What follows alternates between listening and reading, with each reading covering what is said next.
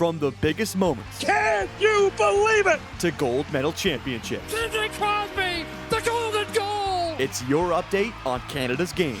You're listening to the True North Ice Podcast with Jacob Ewing and Caleb Schneider. Hello and welcome to the True North Ice Podcast, where we talk all things Hockey Canada and everything Canadian hockey related. As always, we're your hosts. My name is Jacob Ewing, joined alongside Caleb Schneider. Caleb, we've taken a step back due to, job reasons and third-party reasons, but we're back. We're back for another episode. After about maybe a 5-day hiatus, we did the special on the NHL draft lottery, which I'm sure we'll touch on again after a couple days. We've had a couple days to kind of, think about it after that podcast kind of went off the rails in the initial reactions and the emotions. You had the Team Canada announce their lineup and their roster for the World Championship, which starts in just under 5 days. The Montreal Canadiens, the only Canadian team left, has started their series against the Buffalo Sabres, tied 1-1 after 2 games. And the Walter Cup playoffs are underway as well. Ottawa up 2-1 on the Boston Fleet, and we're all tied up going to a Game 5 with Montreal and Minnesota. Before all that, Caleb, how are we doing today? Ça va bien. Throwing a little French there. We cover a country with 2 languages. So ça va bien, bonjour to all our French Canadians out there. Shout out Montreal. 2 great hockey clubs, but you know what? I'm doing good. It's been a tough, crummy couple of days after the sad news on Tuesday. It's been tough because I feel like the podcasts that I listen to, it's also, first of all, it's harder because I'm now working and I can't listen to them at work. I'm slowly but surely catching up. It's Saturday now. I should be done catching up on all the additional stuff, and it's just all pathetic NHL draft stuff at this point because we all know what happened there. And there's also been with people at work, and I'm curious if you've ever seen this, and people at work that I've seen, and people on Instagram. I didn't think legit bandwagon people were out there. There are real bandwagon fans out there. Leaf fans that want to jump off the ship. I'm not even joking you. I was talking to someone I didn't know about the lottery. He brought it up to me, and I didn't know what team he cheered for, but I asked him after talk. He said the lottery is rigged, basically what I said.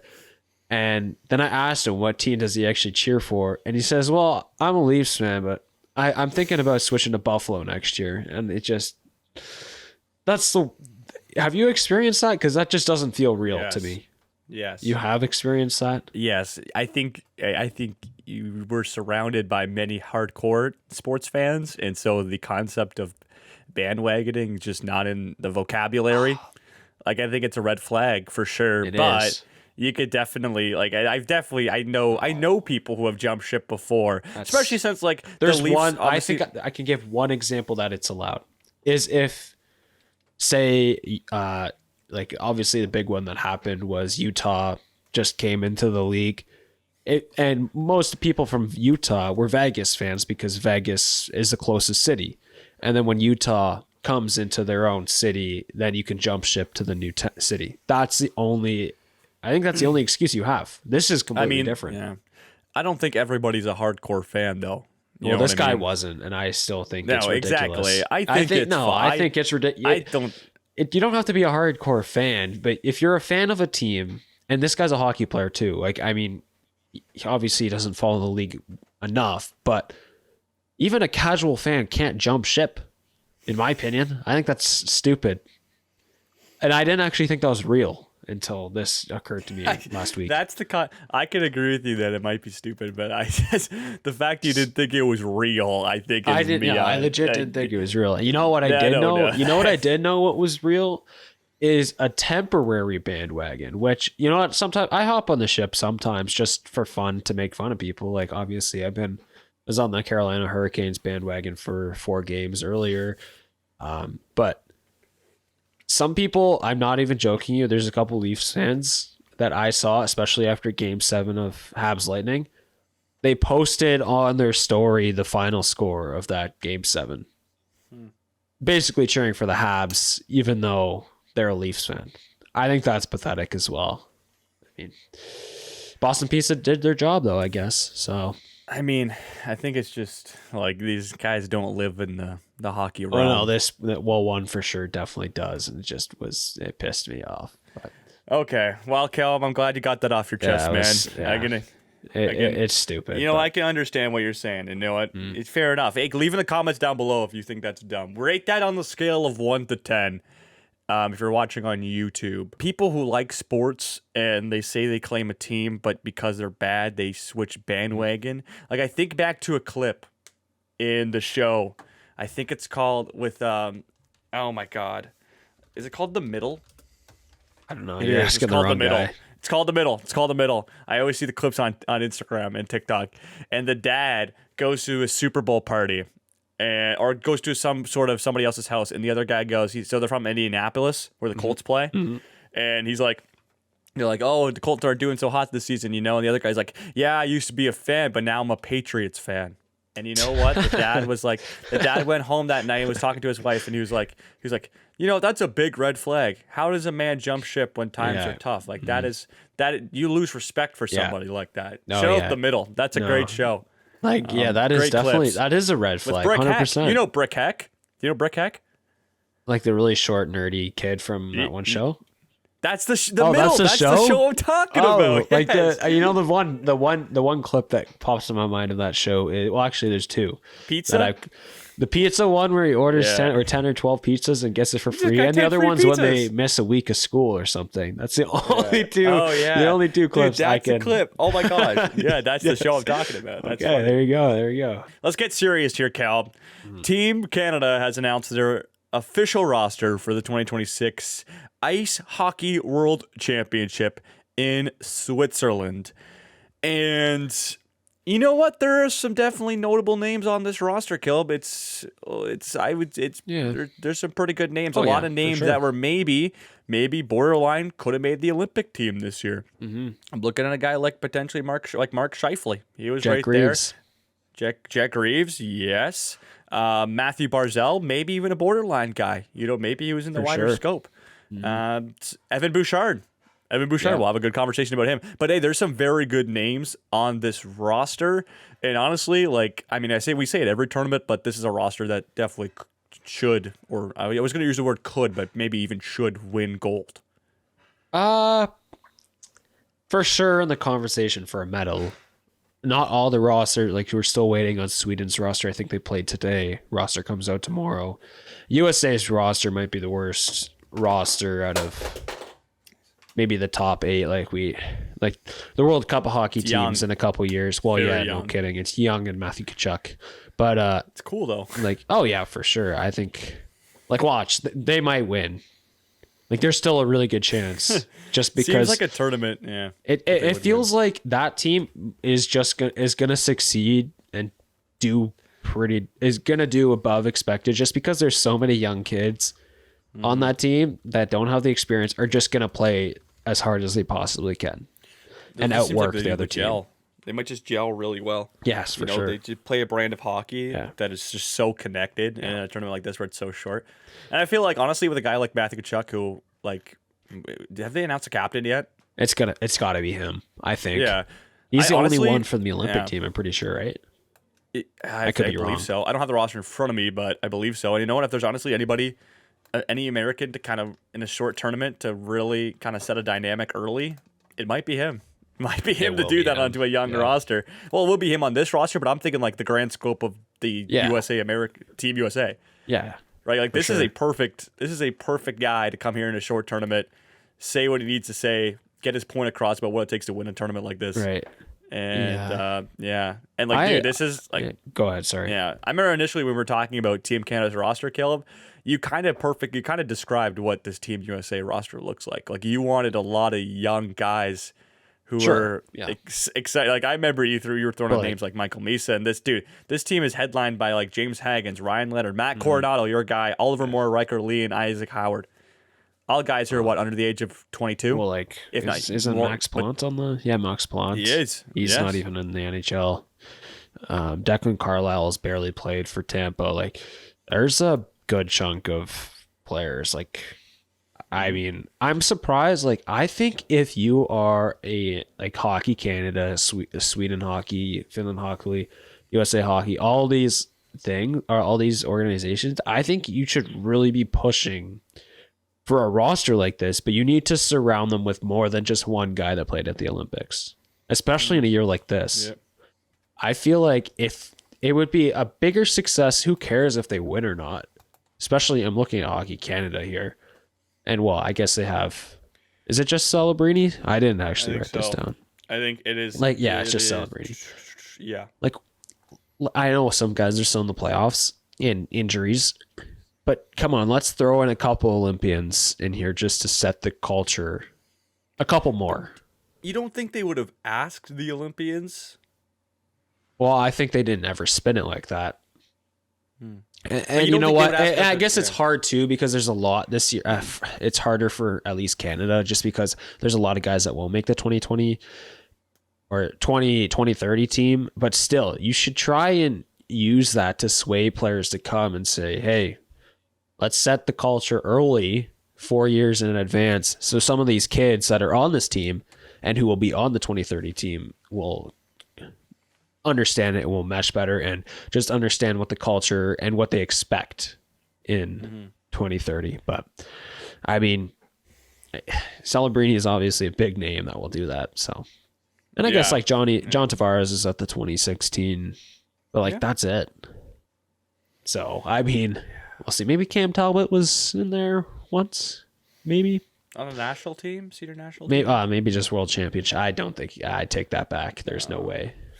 No, I don't There's know no the way. No, you know what? Man. He's had a very interesting career, and I'm assuming he's going to be back again for 1, maybe 2 more years after this. He's had some very interesting playoff runs too. I mean, yeah. Well, I don't think he's ever cracked. He probably has been on a world championship team or two, but I don't know. I take that back. So that's bad. That's a bad look. But shout out Cam Talbot. Yeah, Flames legend, by the way. Sens legend. Sens legend too. Yeah, there you go. I'm Oilers telling you right legend. now, he played the World Championship back in 2016. That's it. This is his second time playing for the but not the World Cup of Hockey in 2016. No. Oh wait. Is it W? No. WHOC? It's WC. It's WC. WC, It's WC. World Championship. Okay. Yep. Because That's he started unfortunate. tripping me up. He said, "Is the World Cup of Hockey?" And I was like, "Okay, that would be a WC as well." And I said WC. I was like, "Oh shoot!" It's All right, okay. WCOH, I guess, is what they would list it as. But Yeah. Hey, you want to go medal though? You want to go medal? yeah, So yeah, for sure. I mean, back in 2016. I mean, yeah, I like this. Let's start with the goalies quickly. I think the legit question, we just talked about Cam Talbot. Do you think Jack Ivankovic plays one singular game in this tournament? Yeah, maybe one. You think so?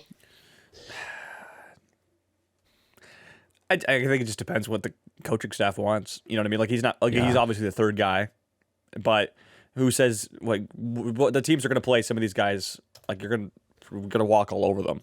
So and Jack Ivankovic is a capable goaltender. Maybe at a professional level, maybe obviously not yet. He's still very young, but I think he could hold his own. I think it'd be a great experience for the kid, especially if Hockey Canada wants to and probably is projecting that he might be a definite candidate for 8 years from now in the Olympics. Sure. Maybe. I mean, Cam Talbot probably is the better goalie still. Oh, absolutely. No, and Jack Reeves and Cam Talbot, yeah. Like, if there's no way We're talking Ivankovic... one game. I know. Yes. Did I say start? I kind of meant start. Like, I mean, there's definitely a world where, because I'm sure like most teams do this now, if their starter's not playing, they are in the rafters. They're watching the game. They're in the press box. There might be a world where Cam Talbot has a stinker and he comes in, but I don't know if Ivankovic will start. I don't know. And they might even not even register him. Give him a backup though. He could play, backup a couple games maybe. Yeah, Like, dude, the opening he'll game's against be. Italy. I think he'll take warm ups. Pardon me. Second game is against Italy. Sit on the bench, but Italy, bro. Yeah, You're saying he can't sit on the bench for Italy? I think he will, but I don't think he's not going to start. No. So No. I don't know. Okay, I'll agree with you. He won't. It's good he won't probably experience, start a but game. that's just But a conversation opener. I like that he's on it. I wonder if he might not even get registered. There depends. Like this second round is pretty close. Some teams are already pretty much wrapping it up. Is there a second stringer Canadian goalie on one of these teams that will be out that might want to play? I don't know. We'll see. But I think with the names already, like Jack Reeves and Cam Talbot already on the roster, I find it hard to think that, like, not obviously there's better Canadian goalies in the NHL that could just come in and take the starting spot. But I think with the two, like, these are two capable goaltenders. I don't think a goaltender will just join the roster like that with no guarantee to get a good amount of games. You know what I mean? True. Like, those are two good goalies who've already committed to the team. Hockey Canada's definitely comfortable with throwing them in and running those two throughout the entire tournament. Yeah, that's a good point. Yeah. Jack Reeves is going to have the starters net, I would assume. Very excited to watch that, actually. Yeah, for sure. He's going to have... There's 7 prelims and then three playoffs. I think he's got 7 and maybe even 8 starts if he does not suck, basically. Like, I think that's pretty self-explanatory. I think they've got 2 back-to-backs in the prelims, so it makes sense he doesn't play those 2, and if all goes well, he'll play all 3 playoff games. It's Jack Reeves' net. I really like it. I'm excited to see how he'll do, and that's somebody that people are pushing for the Olympic team. I believe we both pushed for him in 2030, did we not? I think I did. I don't remember off the top of my Did head. you have James Reimer, or was he in there as well? In 2030. James Reimer was the B team. Oh, sorry. The Olympic B team. The cap team, sorry. That was a cap team. The cap team. Sure, yeah. I don't know if I had him for 2030, but he's going to be one of those guys that have pretty decent odds to make the team. So, he's experienced, he's bounced around ECHL only a couple years ago, AHL, now NHL, first year starting. Excited to see what he'll do for a player that's never really been on the stage at all. I think it's his first time ever with Hockey Canada, if I'm correct. So yes, you are. So I'm excited, very excited, and happy for him that he's going to have the opportunity to do this. Yeah, it's a great opportunity. It's a great opportunity in a pool that doesn't have a lot of Canadian goaltenders. Like he is. Think about it right now. On this, of the 3 goaltenders, he's the only one that is in their prime. If you want to call it prime, you want to call it like maybe a stage of being considered. I mean, I guess, is Cam Talbot still the starter in Detroit? Yes. No. It's no. John Gibson. John Gibson, yeah, but they got to go back. Like Cam Talbot was, he's still a goaltender. Like Cam Talbot's played 50 games. He's started 50 games in a couple seasons for sure. He played 34 games this year, yeah. Yeah, and John Gibson also was hurt too, right? So, like, he's definitely a second stringer. He's inching closer to that AHL, NHL third stringer role. He was an all-star 2 years ago. Wow, shout out. But I mean, yeah, he's still pretty decent. But I don't know. I'm excited for Jack Reeves, and we'll see what Cam Talbot can do. So, all right, Kel, let's get into this conversation. And I remember when I saw a post from Puck Empire. Shout out them for the great content, and I knew it would just tickle you in the right area because it was the announcement that Evan Bouchard and Darnell Nurse, 2 Edmonton Oilers, have committed to Team Canada. And honestly, like Evan Bouchard probably headlines this defensive core, Kel. Yeah, no, I have a question to save after, but my first question is this the worst decor ever to be assembled of all NHLers? Like, this is pathetic. Like, I don't know. Like, I don't know what they do. Like, who do you run out for 24 minutes in a do or die game here? Like Zach Whitecloud and Dylan DeMello? It's going to be Evan Bouchard. Well, then you're not going to win. Like, is he the? Like, I trust Parker Wotherspoon over this guy, and Parker Wotherspoon's like been a decent. He was a decent prospect coming up for the Bruins and has been honestly pretty good, and I've liked his game. Also, shout out Tyler Wotherspoon, Flames legend, and Olympic legend, I'm pretty sure. But Evan Bouchard, Morgan Riley, Darnell Nurse. Sam Dickinson's not great at defense right now either. Like, oh, that's gonna be a tough look. And now the other question here is, do you put Darnell Nurse and Evan Bouchard on the same pairing? Like, what left D are you putting with Evan Bouchard? Yeah. Is Darnell Nurse also righty? No, Darnell Nurse is left-handed. Bouchard's right-handed. Honestly, Caleb, is I think DeMello they would actually? go together. DeMello No, might be I think left-handed. I think Evan Bouchard and Darnell. I think just. But they don't play together on Edmonton. True. Ekholm's But up there. obviously they've played with each other before. Like that's a connection that's already been established. They would have had to run pairings whenever. Probably a game time.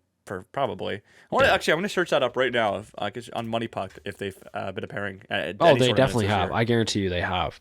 Well, I'll pull some stats. And whenever Evan Bouchard debuted in the league in like 2018-19, that season, I'm pretty sure he was shortly after was just paired up with Nurse for the longest time. Yeah. Probably not right off the get. Like this, it just makes sense for this to be a pairing due to obviously team it's just situations going to be like in familiarity. Kel, I know it's hard. We know you're a Flames No, fan. that's not the point, though. I know. All 31 other fans of other franchises will know the exact same thing, and that this will be a disaster. It's so bad. This is so bad. Listen, it won't be pretty. They're going to have moments that are who is left? But the offense will be good. The offense from the defense will be good, right? Evan Bouchard's definitely gonna have his own moments.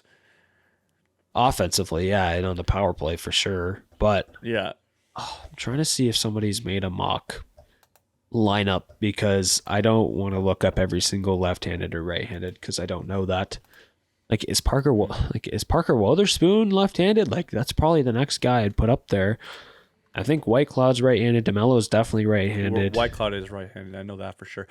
Matejchuk and Dickinson, you feel are too young to play that high of a role. Morgan Riley. What about Morgan Riley? What-handed is he? Oh, I think he's left. So I guess that's the guy who play top pairing minutes, right? But do you want Morgan Riley and Evan Bouchard on a top? No, it's just as bad as Nurse. You need to separate them. But I think you need to separate them. I think they both should run their. I don't want to say run, but Riley's be a left-handed. key piece on their own pairing. You know what I mean? I can see. I would like to see Morgan Riley on the second pairing, maybe paired up with Zach Whitecloud.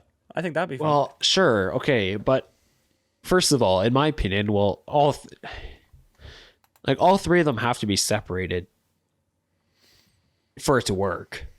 And if you have Bouchard right-handed and Riley and Nurse are left-handed, then you're screwing yourself over, man, because now you got to run these guys out. You have a seventh defender that will be using juice, man. The seventh defender might be playing 18 minutes a night. Caleb, I have found it. What? Nurse Bouchard pairing played 117 minutes this season. Have an expected goals percentage of 59.3. Mind you, I would like to see what the ozone percentage is in the face-off dot where they start. Okay, so not bad. That's ranked 5th on the team of all the potential pairings. Sorry, I'm switching on some tabs. They have expected goals for of 7.3, expected goals against of only 5, but only 117 minutes. There's not a lot of minutes.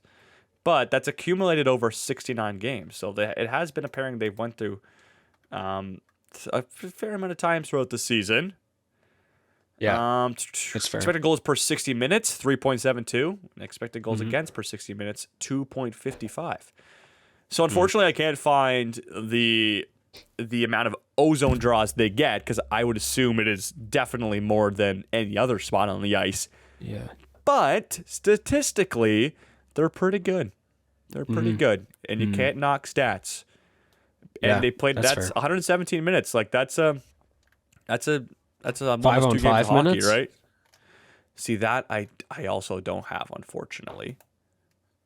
Well, 100. I don't know. It's gonna be bad. Do you think they're running 2 defensemen on a power play? No. Power play 2 maybe. I don't think they're running it. Bouchard's They're playing not number running. one, Their though. power play one will be Bouchard. Wallman's power play guy though, over Nurse. Yeah, I know. Nurse isn't on the power play, and Nurse is not power play on this team. Mm-hmm. I think you're going. You honestly like if like they might just put Dickinson as a seventh defender just to have him around the power play too. Yeah. Like I think that's really what Dickinson will be doing here. I mean, Parker Wotherspoon, I'm pretty sure he's played power play 2-time in Bruins. I mean, there's highlights running through my head right now, and I guarantee you some of those were on the power play. From the top of my head, like I know he's got a heavy slap shot and all that. So I wonder. Zach Whitecloud, no. Dylan DeMello, heck no. Denton Matejchuk might be a power play guy in Columbus, so it could be him. There's 8 defenders here. Which one is scratched and which ones are 7th here then? Well, let's do process of elimination. Bouchard for sure in the lineup. Nurse in the lineup. Riley will be in the lineup. I like Zach Whitecloud. I'd say he's also... I'm pretty shocked that you for sure are saying Nurse and Riley here. I mean, they're like their top guys on their teams. You know what I mean? Like these are guys that are trusted. That are on Team Canada. No. Who is Morgan the best Riley defender is on the not a Toronto top Maple guy Leafs? on his team and isn't a top. Chris might not Tanev. be a top 4 guy on half of the teams in the league. I mean, he plays top pairing minutes in Toronto. It's not good top pairing minutes.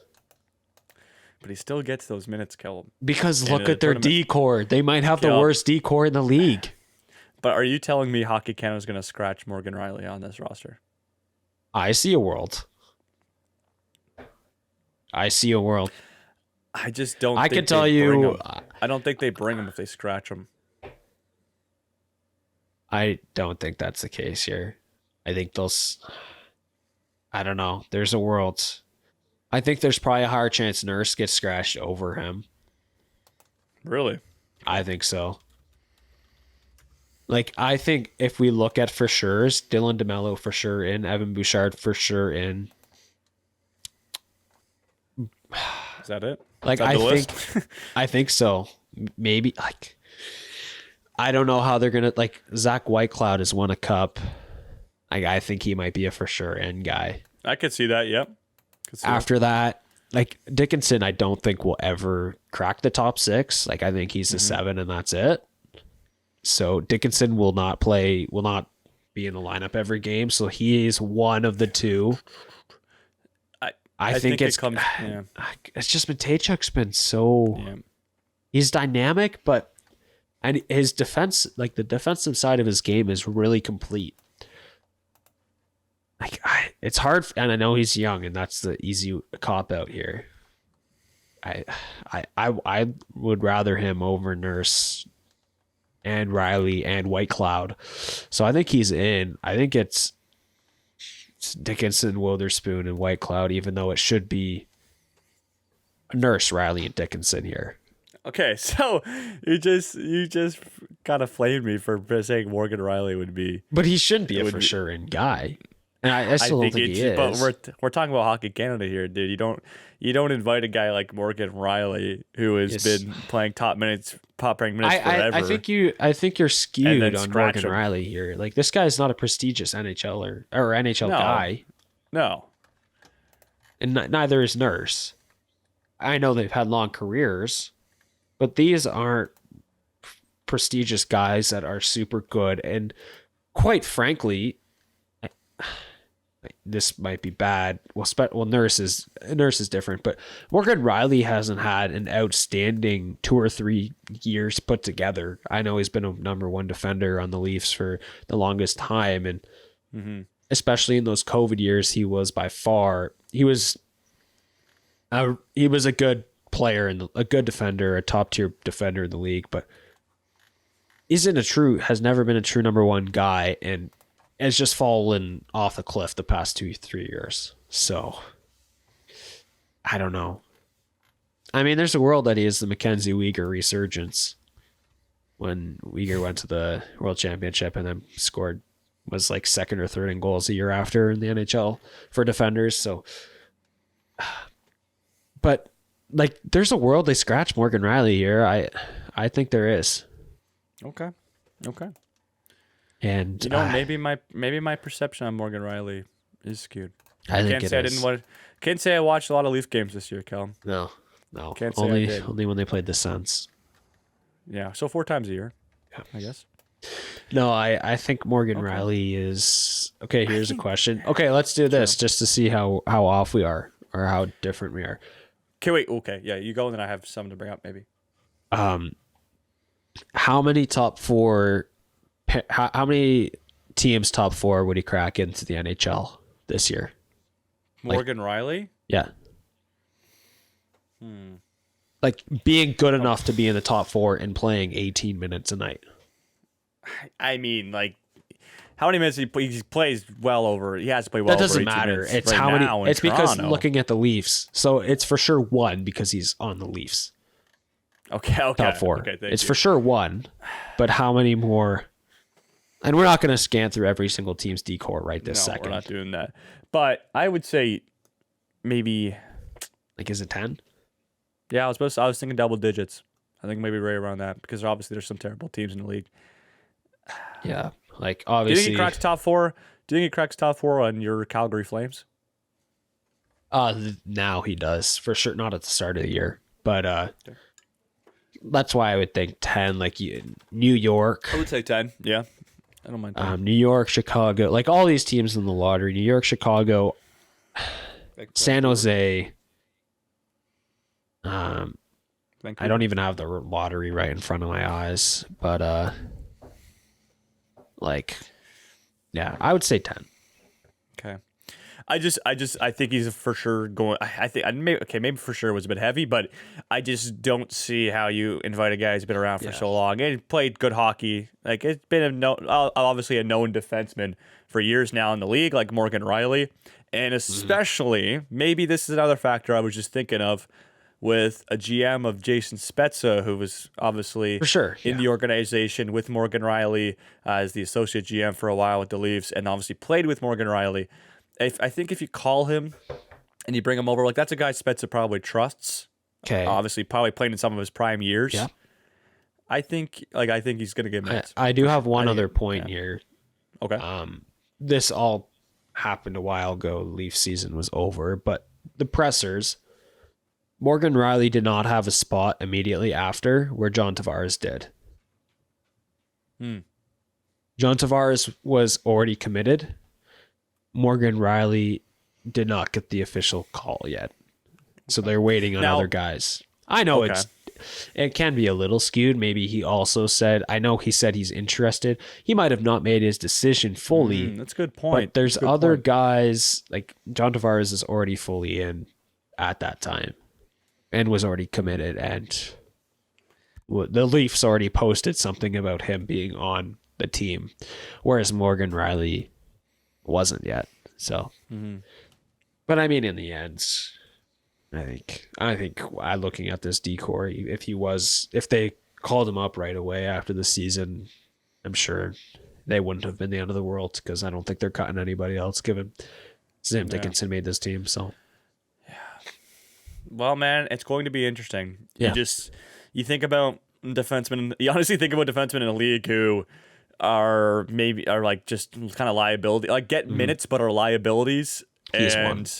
So is Nurse, so is Bouchard. Darnell Nurse. That's what I was gonna say. You see some of these. No, like those are the top is this three. the worst decor ever assembled?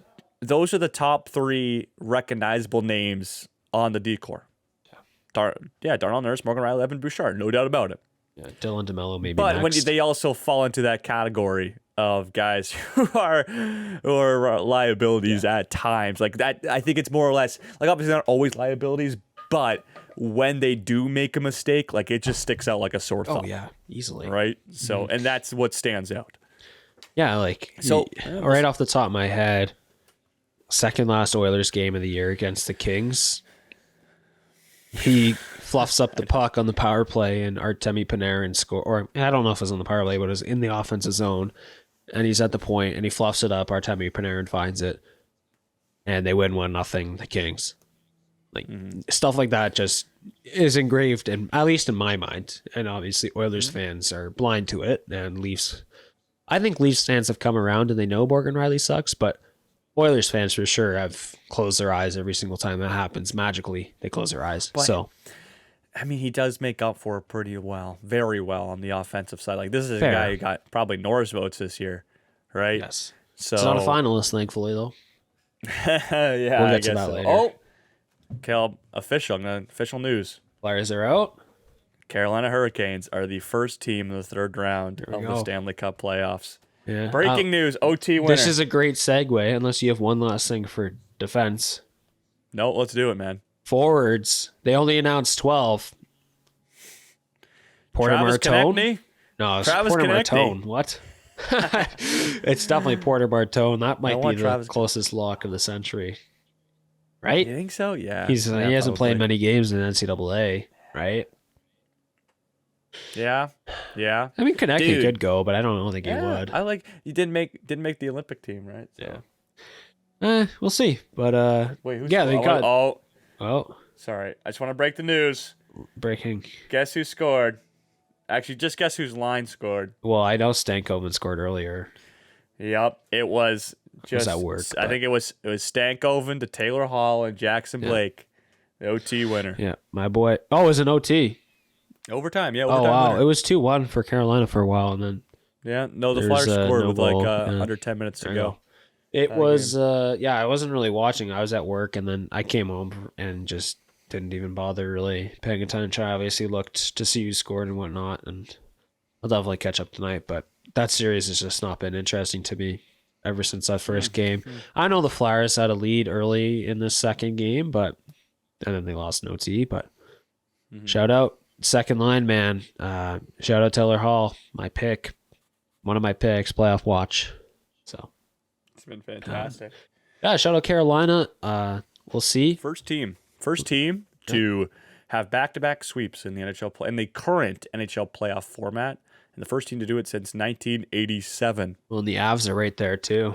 Two more. They are right there too. But hey, the Carolina Hurricanes claimed that piece of history before the Avs. But I guess the Avs have a chance to rewrite history 4 days after it was written. So, There you go. I'm guessing some sort of time. And I guess one last thing before we go back to the World's roster with this, and we all kind of think this Buffalo Habs series is going to 7 or 6 at least. The Carolina Hurricanes, congratulations, you get 2 weeks off. So there you go. That's the luxury of sweeping back to back. And now you get 2 weeks off, playoff ready. Congratulations. You could go to Cancun for a week and still have a week of time to gear back up. So, I know most Carolina and Colorado, I'm pretty sure both coaches came out and said they gave those guys 3 or 4 full days off away from the rink after they swept. Yeah, So that's a luxury, man. it's a good idea. Shout out. All But, right, Kel. Yeah, Let's I was get to gonna. this I was gonna forward say there's 12 guys announced. That means there will be at least one. They have room for 2 more guys, basically. I really think Martone's going to be one of them. I'm curious see who. I really I'm could, curious now that what you the bring other what the other one could be, or other 2. There's a world where they don't register everyone. I'm looking at you, Emmett Finney. You might not get registered. Connor Brown, Great I'm looking story. at you. You might not get registered. They might add more guys, but I do like this forward core. Actually, quite a bit. There's a good mix of everything here. Yeah, seems reliable. So you got some names in there. I love Ryan O'Reilly. I think Sure. he's just I think he just calms the lineup down. You could rely on him to play any situation. It's just a lot of vets, obviously, that are maybe not crazy old, but they still play good hockey. But a lot of guys who've been around for a while, Mark Scheifele, John Tavares, obviously, are a couple of notable ones, and obviously Ryan O'Reilly, who I just talked about. But then you also have some guys who are still extremely skillful, but maybe not at the tier to make the Olympic team, but could be borderline. Robert Thomas was a name I didn't mention when I was talking about borderline guys. He was probably a borderline guy for the Olympics. Barzell, and obviously celebrated headlines at all. But I agree with you, Caleb. A very good mix of, as I mentioned, vets who are still very good and have high IQ with highly skilled players who are in their prime, and then a couple of youngins. Obviously, you got Emmett Finney. Obviously, probably not going to play. Great story, though. 7th round pick. What, 2 seasons ago? 2 seasons ago, 7th round pick. And at 20 years old, he's playing for Team Canada at the World Championship. I think there's I think he's going to play. Table. Yeah? I think so. Like, when does it, I would it love starts to see next week? Is it the 18th? Yeah, I'd love to see it. It's in 5 days. 5 days. So, like... 15th, yeah. I don't think they're going to get somebody that's not announced in ready for day one, let alone 2 guys. So I think he's in day one. I would love to see it. I seriously would. Like, there might be a world they find somebody and he's not in day one, but I think he's right now going to be there. I mean, at the end of the tournament, I don't think there's a world he is, unless he is unbelievable. Like, there's a world he can be great as a 4th line kind of guy. But I think he's going to get a game, maybe 2. So I don't have the official schedule right in front of me, but 15th against Sweden is the first game. Oh, that would have been awesome. Imagine if McKenna went. We would have had Stenberg, McKenna right off the face of the tournament. Yeah, assuming all the Stenberg makes the GMs are in the team. house. Assuming Stenberg makes the team, but like, it should be announced very soon what their roster looks like. Like, but they're gonna have. Sorry, go ahead. I was gonna say other young guns. You got Dylan Holloway. It was I wouldn't say he's super young now, but but you know, like, he was a rookie 4 years ago in 2022. Okay. Fraser Minton, Leafs legend. Never forget. Well, Fraser Minton. He's playing with former teammate Morgan Riley. Well, like, Dylan Holloway will be fun too, playing with Nurse and Bouchard. That'll be a great matchup once again. I guess Bouchard wasn't even, was it, did I say 20? Like, it would have been 2022, the 21-22 seasons when he made his playoff debut, coming in for, was it game 4 against the Avalanche in that 3rd round? Like, just like Jet Luchenko did here, but a little differently. But Dylan Holloway is a great, like, dude, Dylan Holloway is going to be that sneaky guy like Bo Horvat last year, I think. I think he's the one. Was Bo Horvat really sneaky though, yes, or was it just the fact there was? I think it was more or less the fact there were so many notable names on that team. I guess, but like, I guess name brand and name talent. Dylan Holloway's been an unbelievable player for 3 or 4 years. Dude, he was almost a point per game player this year. 2 years. I don't really think he was the best on the Oilers, but once he got offered, she did. Was it last year or 2 years ago? It was 2 years ago. He was unbelievable year, and he writes it back up with another one. Like, I just don't think he has the name recognition, and kind of like Bo Horvat's different because he was the captain of a Canadian team for a while too. Yep. But people, hand up, I kind of forgot he was on the Islanders for a little bit, and he didn't have the greatest start, and then they signed him for the contract. There's that big quote, and you forgot about him for a little bit. Hasn't made the playoffs in a couple years, just like Dylan Holloway. I think he can make a name for himself. Kind of the same situation, and I think he's going to pop, and I guess your point is fair, where there's more better players on the team last year, but I think I look at him. He's gonna be in the top 6. I think he'll be a fun winger to keep an eye on. So, you think he'll be in the top 6? I think so. Okay, here's a question: who's the second line center? Barzal by a mile. Okay. Unless they put him on the wing, which I would love. Speed with. I would love Mac with Celebrini really and Matthew Barzal, because it'd be different. It would be different than what he does on the Sharks, where basically they funnel pucks to Macklin Celebrini. They're his 2 wingers. Like, it was Will Smith for the longest time, and Eklund was there too. They just funnel the pucks to Celebrini and hope he does something magical. It'll be different when you've got Matt Barzal on your wing riding shotgun with you, and you don't have to do everything once in a while and win every puck battle. So I would love to see it. I don't know if they will. I think they'll go with the 1-2 punch of Celebrini Barzal, but that'd be really fun to watch. All right. What about Robert Thomas? Yes. Or Mark Scheifele? Where do you have them in the lineup? I think Thomas is a winger on this team. Okay. I think Scheifele is the very 3C. well could be the second. Oh, you're putting Scheifele. Like they you're put putting Crosby at the Barzal 3C in over the Scheifele? Olympics. I think that's kind of what they run around here. I disagree with having Crosby as a center in the Olympics. I don't know if it's like somebody's gonna have to play wing because you're not putting Connor Brown in the top 6. You're not putting Gabe Vilardi in the top 6. With all due respect, I love Gabe Vilardi, and he has had a Kingston legend. He's had a couple great years with the Jets. I guess Vilardi played with Scheifele for a little bit.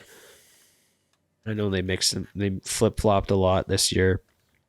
The Jets. I think they roll Scheifele as a 3C. Or Barzal as a 3C, maybe. I was about to say, I think that's the counter I'm going with. But if Barzal's a 3C, then you put him to the wing. Yeah, I think that's more effective. That's what I'm thinking. I think Mark Scheifele is the second line center on this team. He scored 103 points this year. They'd say the same thing with Crosby at the Olympics. I know, completely different coaching staff, completely different players. But I think that's a philosophy they're going to run with. No, now. you can't. Yeah, I know. I agree. Was because you had Connor McDavid, you had Nathan McKinnon. I know McKinnon ended up being a winger for some of it, but like there's just so many big names. Yeah, okay, so Barzal winger. That's a different conversation. I think what will happen is John Tavares 3C then. Yes, that's the name. There you go. But then, like, Robert Thomas moves over to the wing. Matt Barzal can play the right wing. 4C, I guess that's pretty much what they're at. I think Cuzzy could play the wing though. Well, you don't have any other centers though. I don't think you're putting Ryan O'Reilly as your 4C. No. Fraser Minton, 4C. God, did he play? He didn't play much center with the Bruins. No. I think he did at the start of the year, and then when Lindholm came back from injury, it was Lindholm Pasternak for the longest time. I think Minton was on the wing after that. Searching up the lines right now. Fraser Minton, he was playing on May 1st, so I guess our last game, he played third line center. Okay, so he's a 4C then. Yeah. So I guess you can put Dylan Cousins as your third line right winger. Is he right-handed? Somewhere. Played in the middle 6. Cuzzy? I think he would be. Yeah, he definitely would be better as a winger. Fanny Holloway. Like I see Thomas as a winger. Vilardi is already a winger. Connor Brown, fourth line guy. Yeah. Like I mean, I would love to see this guy pop in the top 6, but I don't think that's going to happen. You see Robert Thomas as a winger. So do I. Plays the right side. I think we're pretty much pretty close to it. I think we're pretty much on the same wavelength here. Watch this. Ready for this? Matt Barzal. He's also a right-handed guy though.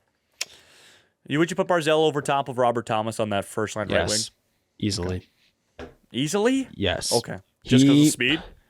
Robert Thomas is very either talented. The second or third best player on this team. Oh.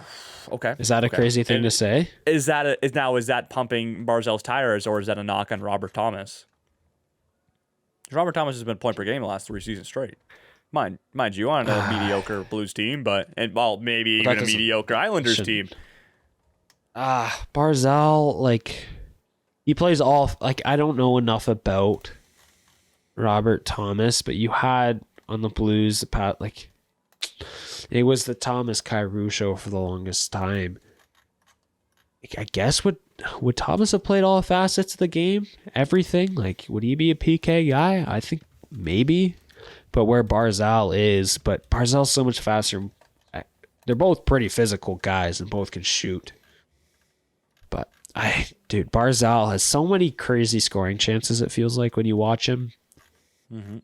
And just finds the puck and does something magical with it sometimes. Obviously, he doesn't convert. Doesn't have the craziest finish where Thomas kind of does a little bit. But I'd rather see Barzal just because it'd be more fun personally. But also Robert Thomas can shoot the puck. True. It's tough. It's tough. I mean, I go Barzal still. Okay. But I might flip-flop. I think I agree with you. just because I like the speed. I think the speed is a very cool asset. And I think I might take back the John Tavares 3C. I don't know if Why? he's even a capable center in the NHL. I don't know how he'd be able to do it in this team. Okay. John Tavares might be a winger where you put Thomas as a center, Or maybe put Dylan Cousins as that center, 3C. potentially. I think Dylan Cousins John Tavares actually- John Tavares had a decent year this year. To start, Points-wise. and it fell way off. He just The whole team Very- fell off. to be fair. yes, fair, but like felt like the defensive side of the game is still there.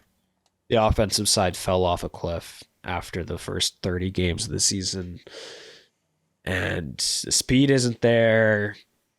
Face-off percent is slowly dropping, which doesn't affect really him being a center or not. You can do that as a winger and come and take the draw. But I've had the conversation, like, I don't think he's a capable NHL, for sure not a top 6 guy. So as a center, so I don't know if he'd be able to be a 3C on this team. Okay. I think it's got to be O'Reilly then. O'Reilly. There's a lot of options. That's basically the moral of the So story many. here. Yeah. What's the fun? exactly. What's the most fun line for you then? I think is Holloway left-handed. I think Search it up too. still in Do Holloway. you think he plays? What are you about to say? Put him on the first line? Yeah, Okay. yeah, left-handed. I want to see Holloway, Celebrini, Barzal. That's the most fun line I think I could think of. They probably will put Holloway if Thomas is a winger. They might just put Holloway with him because that was his center. Yep. I think that would be the most fun line. If I want a super fun, like have like just all facets of the game dominate behind that line, I think it would be Scheifele, Thomas. You said Cousins is right-handed. Cousins are right-handed. Minton, honestly. Okay. I like Minton's game, but that would be fun. Like that won't happen if that was the top 6, but that would be really fun to watch. Listen, I think there's so many different. It's like a puzzle. There's so many different options, and maybe Yes. not a puzzle because the puzzle only has one outlook. I think there's many different outlooks that would work in this roster. Like it's going to be Sure. interesting to see how they play it. It's gonna be fun. Like I'm excited. Yeah, I think I like there's it. not like I really there's no like clear like up. There's like one clear cut guy who's gonna play top line. That's Macklin Celebrini. Other than that, I could see the whole lineup being It's completely could crazy. be evenly spread for sure. Yep. Like, Yeah. Especially with some of the names of these centers. There's a lot of good centers who are Yes. top 2 centers on their NHL teams, right? So there's a good opportunity. We see some crazy stuff, and I'm excited for it. So. Yeah. So basically, moral of the story, if you want to break it down in 30 seconds or less, the goaltender, Jet Greaves, is going to be an interesting watch, where the forwards are going to be very fascinating and fast and pretty. Half of it's going to be fast, half of it's going to be somewhat slow, bogging down defense. But it's going to be very fun to see what they do. And then the D-core wants you to puke. That's basically what it is. Like, I love the Yeah, forward I cores. I think- love the goalies. The defense, It's the like you want to D-core. gouge your eyes. That's how D-core. bad it is.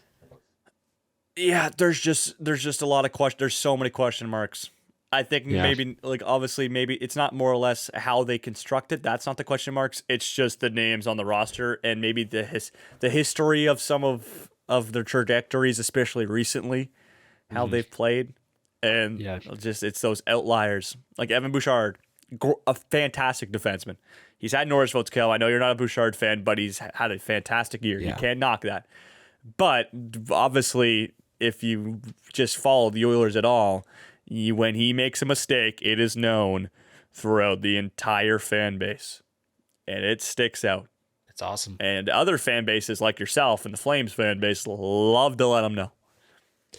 And so, and you know what? Maybe my perception has been skewed living with you, Caleb, about Evan Bouchard and all the mistakes You like he him makes. more because I hate him? Is that what it is? No, Is that's that the not what I'm situation? saying. But no, I think it's more or less that every day you make a comment about how bad Evan Bouchard is and what he did in the previous game. And you know what? I have to hear it every single day. It slowly but surely builds up in my head. But hey, I know Evan Bouchard, he's going to be the number one defenseman on this team. And he probably will have a point per game in this tournament. Hopefully. Oh, easily. Is what you expect. Yes. I bet easy money. Will he get PK, Caleb? He plays a PK in Edmonton. Okay. No. I agree. No, he won't. I don't think so. But Darnell Nurse and Morgan Riley are both playing. Morgan Riley maybe over him.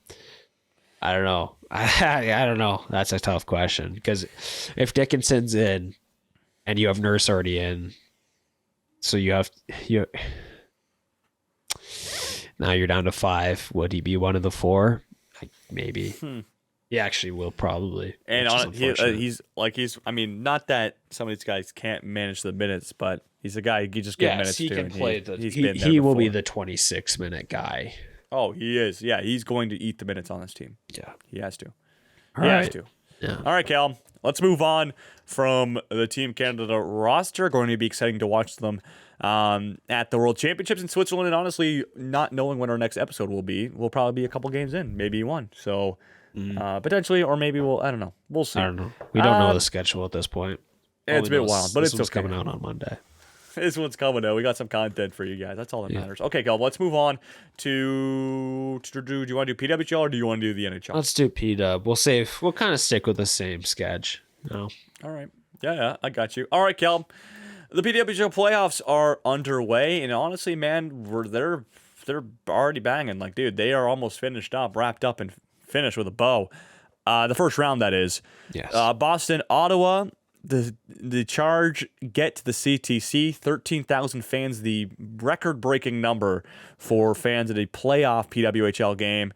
And we have pumped Erin Frankel's tires all year long, despite her being obviously Team USA's gem in the net. But the Charge are gifted with a $1 million present at 30 seconds left in the third period. Oh my goodness, the Charge come away with a Game 3 victory and have a 2-1 series lead heading into Game 4 back on home ice. Yeah. And it will be already determined, that game, when this is uploaded, Caleb. Man, the Charge, man, what a battle back after losing Game 1. Just not a pretty goal at all. Yeah, like, I don't even know what to say. Like, it's rough. It is it's rough, man. And if they lose, like, that's gonna be a dagger, which honestly at this rate they're on pace to lose. So I mean, it's been a fascinating playoffs, and the way that the Charge are squeaking out kind of what they kind of did last year, where they weren't really expected to win in the first round last year, and they kind of squeaked out. It's the same kind of situation, and they're doing it again, and it's Charge hockey. The CTC, I think all the little things, we brought it up in the playoff preview. The vibes are high. The vibes are high. So That's high. what it is. That's what it is. I'm trying to find. Here we go. Trying to find the playoff stat, but who was Jenner's? Was it LaRock, their top scorer? Was that what it was? She is tied for first. She is 3 points. That's awesome. Oh, Laura. No, that's the next series. LaRock's in there. Sevillolian is in there. Like, they're scoring in all facets. I mean, Alina Mueller has been Boston's best player. Jesse Eldridge has looked. Sorry, I'm tripping up on both series now. But anyways, Boston's top players haven't been the top players you would have seen. Megan Keller hasn't been the same Megan Keller, it feels like.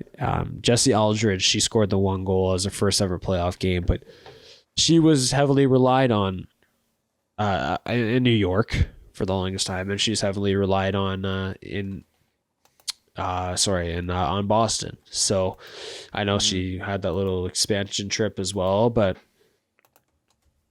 this isn't the same team, it feels like. The Megan Keller hasn't done much, and that's at the point we're at. So I don't know what Boston does from here, and it doesn't help when your goalie can't bail you out the one time that you need her to bail you out the most. Which she's done all year. Yeah, But I was about to say, yeah. I mean, that's still that's gonna be something that if they lose the series, it just sticks out like a sore thumb. It does just, oh gosh. like I mean, they great might for not even Charge play in fans. Boston again. Great for Ottawa, but yeah. Okay, I want to give a shout out to Fenoza Minnesota. Kadyrova. Oh. Okay. What The does she Ottawa do? Charge. 3 points. No, 3 points. But the thing is, she's a great story. So she comes out of Russia. She was drafted, I believe, in this most recent PWHL draft. Yeah, she's drafted 6th. She's drafted 45th overall. I was about to say, 6th or 7th round. Yeah, 6th. Just came out of not projected to maybe be a great player for the Ottawa Charge, but man, she is just excelled over all expectations, and she had the opening goal in yesterday's game for the Ottawa Charge. Just her story and what he's done for this team, especially after Ottawa lost a lot of key pieces after last year's Wait, run. which one are you? Are you talking about Katerina Mirazova or Fazuna Kiravova? Yeah. Wasn't Katerina she's from Czech. I'm not talking about Katarina. You're talking about Fanuza. Kadyrova, yeah. Oh, okay. Sorry, I thought you were talking about Katerina. No. My bad. Sorry, go ahead. It's okay. Well, I've lost my train of thought. That was very confusing. I'm sorry. I was lost in the sauce. No, it's there. okay. No, it's all good. She's had a great year. Scored 10 goals this year in the Yes. regular season, and she comes up at a big moment and opens the scoring for the Charge after they lost a lot of key pieces. I think just her story alone, she's been great. So, and Charge fans love her. She's got great hair. Like, it's wild, it's crazy, but there's you could tell when she's on the ice because it's awesome. The flow, the lettuce, whatever you want to call it, it's great. So she's tied for a leading scorer with Savalainen and Larocque on the Charge. There you So, go. There you go. Yeah, and she's like what, a third liner on this team too? Like not. yeah, that's what I'm saying, dude. Yeah, She not a scores big goals. Crazy. Gets big points. Yeah, not crazy minutes, and she gets done, man. So, yeah. So we'll see if the Charge can close it out. That game is tomorrow at 3 p.m. So it's 3 p.m. yesterday when you're listening to this on Monday, but we'll see if they can close it out, man, and they can head back. And it's been a good series, but the next series here, Montreal, Minnesota, that's been the series that's taken the cake right now. So 2-2. We see 2 overtime games. One goes to triple OT. Yep. We see a comeback in game 4. The Victoire were up 3-1 and they blow it. And we're going on game 5 in Montreal. Game 5 in Laval, but Montreal. And this one's been definitely more interesting. You wake up. I've been getting up early for work. I was not able to watch the whole thing. You wake up and you see triple overtime. Just unbelievable. 0-0. But 0-0 it's a triple overtime, 0-0 game. Yeah. And you look at some of the highlights, there is not many highlights of the second overtime at all. That's a 20 minutes that just went into the void. There was not many chances whatsoever, it felt like. So, I mean, would have been, I feels like I didn't watch the whole game. That's 6 hours right there of me trying to catch up. There's no way I'm doing that. Feels like there's a little bit of a boring tenure, but we didn't really expect that in this series because, first of all, Minnesota has the worst goalie out of the 4 goalie situations in the playoffs with Maddie Rooney and Nicole Hensley. Maddie Rooney's been the one who's taken the net and has played all 4 games, but she's right there with Desbiens. It's pretty fascinating. Do you have any thoughts here? It's been a fun series. It's been really good. And it's funny how game 1 was 5-4. Very physical too. Yeah. It's funny how game 1 was 5-4, and then all of a sudden it's a 1-0 game. Yes. They in tightened game it 2. up. Yeah. Just a flip of the script. And you mentioned how like there's no highlights at all. Second overtime? Yeah. Dude, it's probably like these guys. First of all, when you're second overtime, you've already played a game and a half of hockey, and it's also in the playoffs, right? You don't want to like a lot of hesitation comes into that. Mind you. You look at players who Montreal has, like they have those players who've been in these situations before. Obviously, Mary Flip Plennis, who I'm hinting at, and probably Laura Stacey by her side. But and in those overtimes, like you don't want to be the player to make a risky play, and if it doesn't work out and it ends up in the back of your net, it's over. For right? sure. So the Victoire do get a big win there. Like if you're going back to Minnesota down by 2 games, like you're just not coming out of that. That is a big win for the Victoire, and is the reason they're still in the series. But it's been back and forth. It's been good. And home ice hasn't really mattered because both teams have had a win on the road. So, mind you, it's still going to benefit the Victoire. But it's going to be a great game. Yes. And that's Monday at 7 p.m. for you. Yes. So you got triple if Ottawa, Boston goes to 5, you got back games there lining up the end of to start the week. But no, I've been very impressed. It feels like this playoffs has been more physical, probably the most physical we've seen in the PWHL. I was going to say in the playoffs before, but even this year, like this year's been by far the most physical and the most players are getting away with stuff. This has been another level compared to the regular season. It feels like it's, and being physical like this also tightens up your game, and that's something that all these teams, it feels like they've definitely realized now. If you're more physical, your game tightens up. There's lower risk of messing something up if you are a little more physical, a little more in tight, closer to the boards, all that. So, I mean, and even just all the scrubs after the whistle too.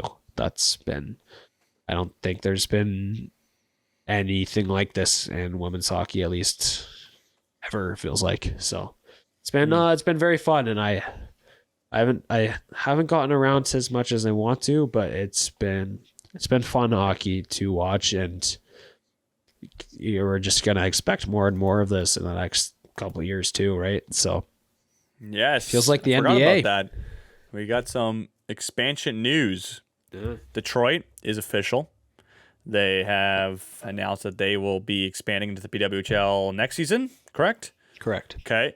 Has the other one been official? We've talked about it on this podcast before. I know there's rumblings.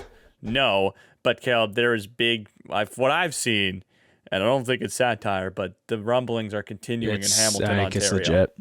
Yep. You know it's legit when there's NHL insiders now pretty much talking about it. Yes. So, yes.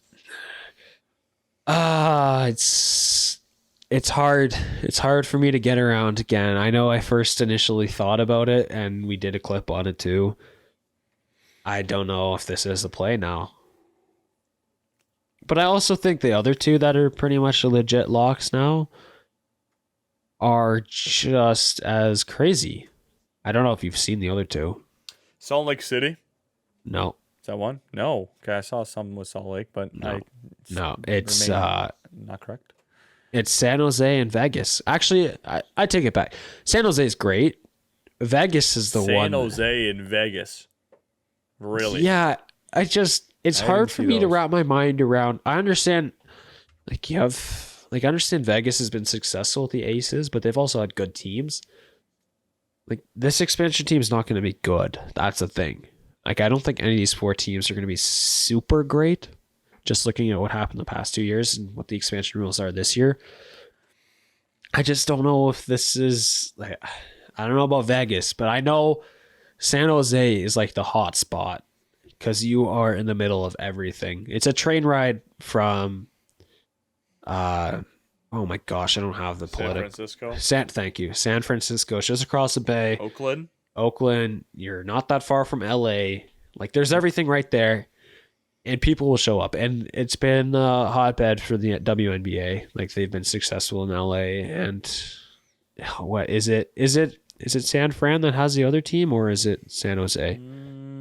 I could be wrong. I think it's San Francisco. Okay. Well, anyways, it's right there. Obviously, the owner, they've got a rink probably. It's probably SAP. I understand that one, and I like it a lot. And I guess if you're going to expand all the way down there, you got to throw in another team. But I don't know how well Vegas will do. And I don't know anything about, I don't watch basketball. I don't watch WNBA. But except a couple playoff games near the end when that's the only thing on. Shout out the FIFA. He only lost to Vegas in the end. I don't know if this is I don't know. It's very odd. What do you think? I wonder why you don't just. I mean, I guess LA is a very saturated market, but there's also a lot of damn people in Los Angeles. Like It's San the Vegas Jose? one that I'm confused about. I don't know. I think I might be more confused on San Jose. I think San Jose was voted the best city for.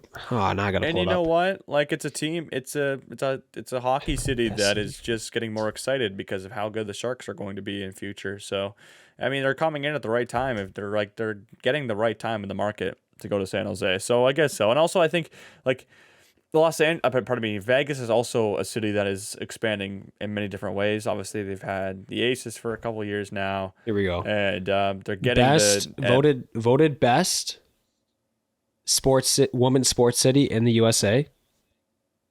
The Bay Area. So there you go. I'm sorry, I didn't mean to cut you off. I just figured that was important. Yeah.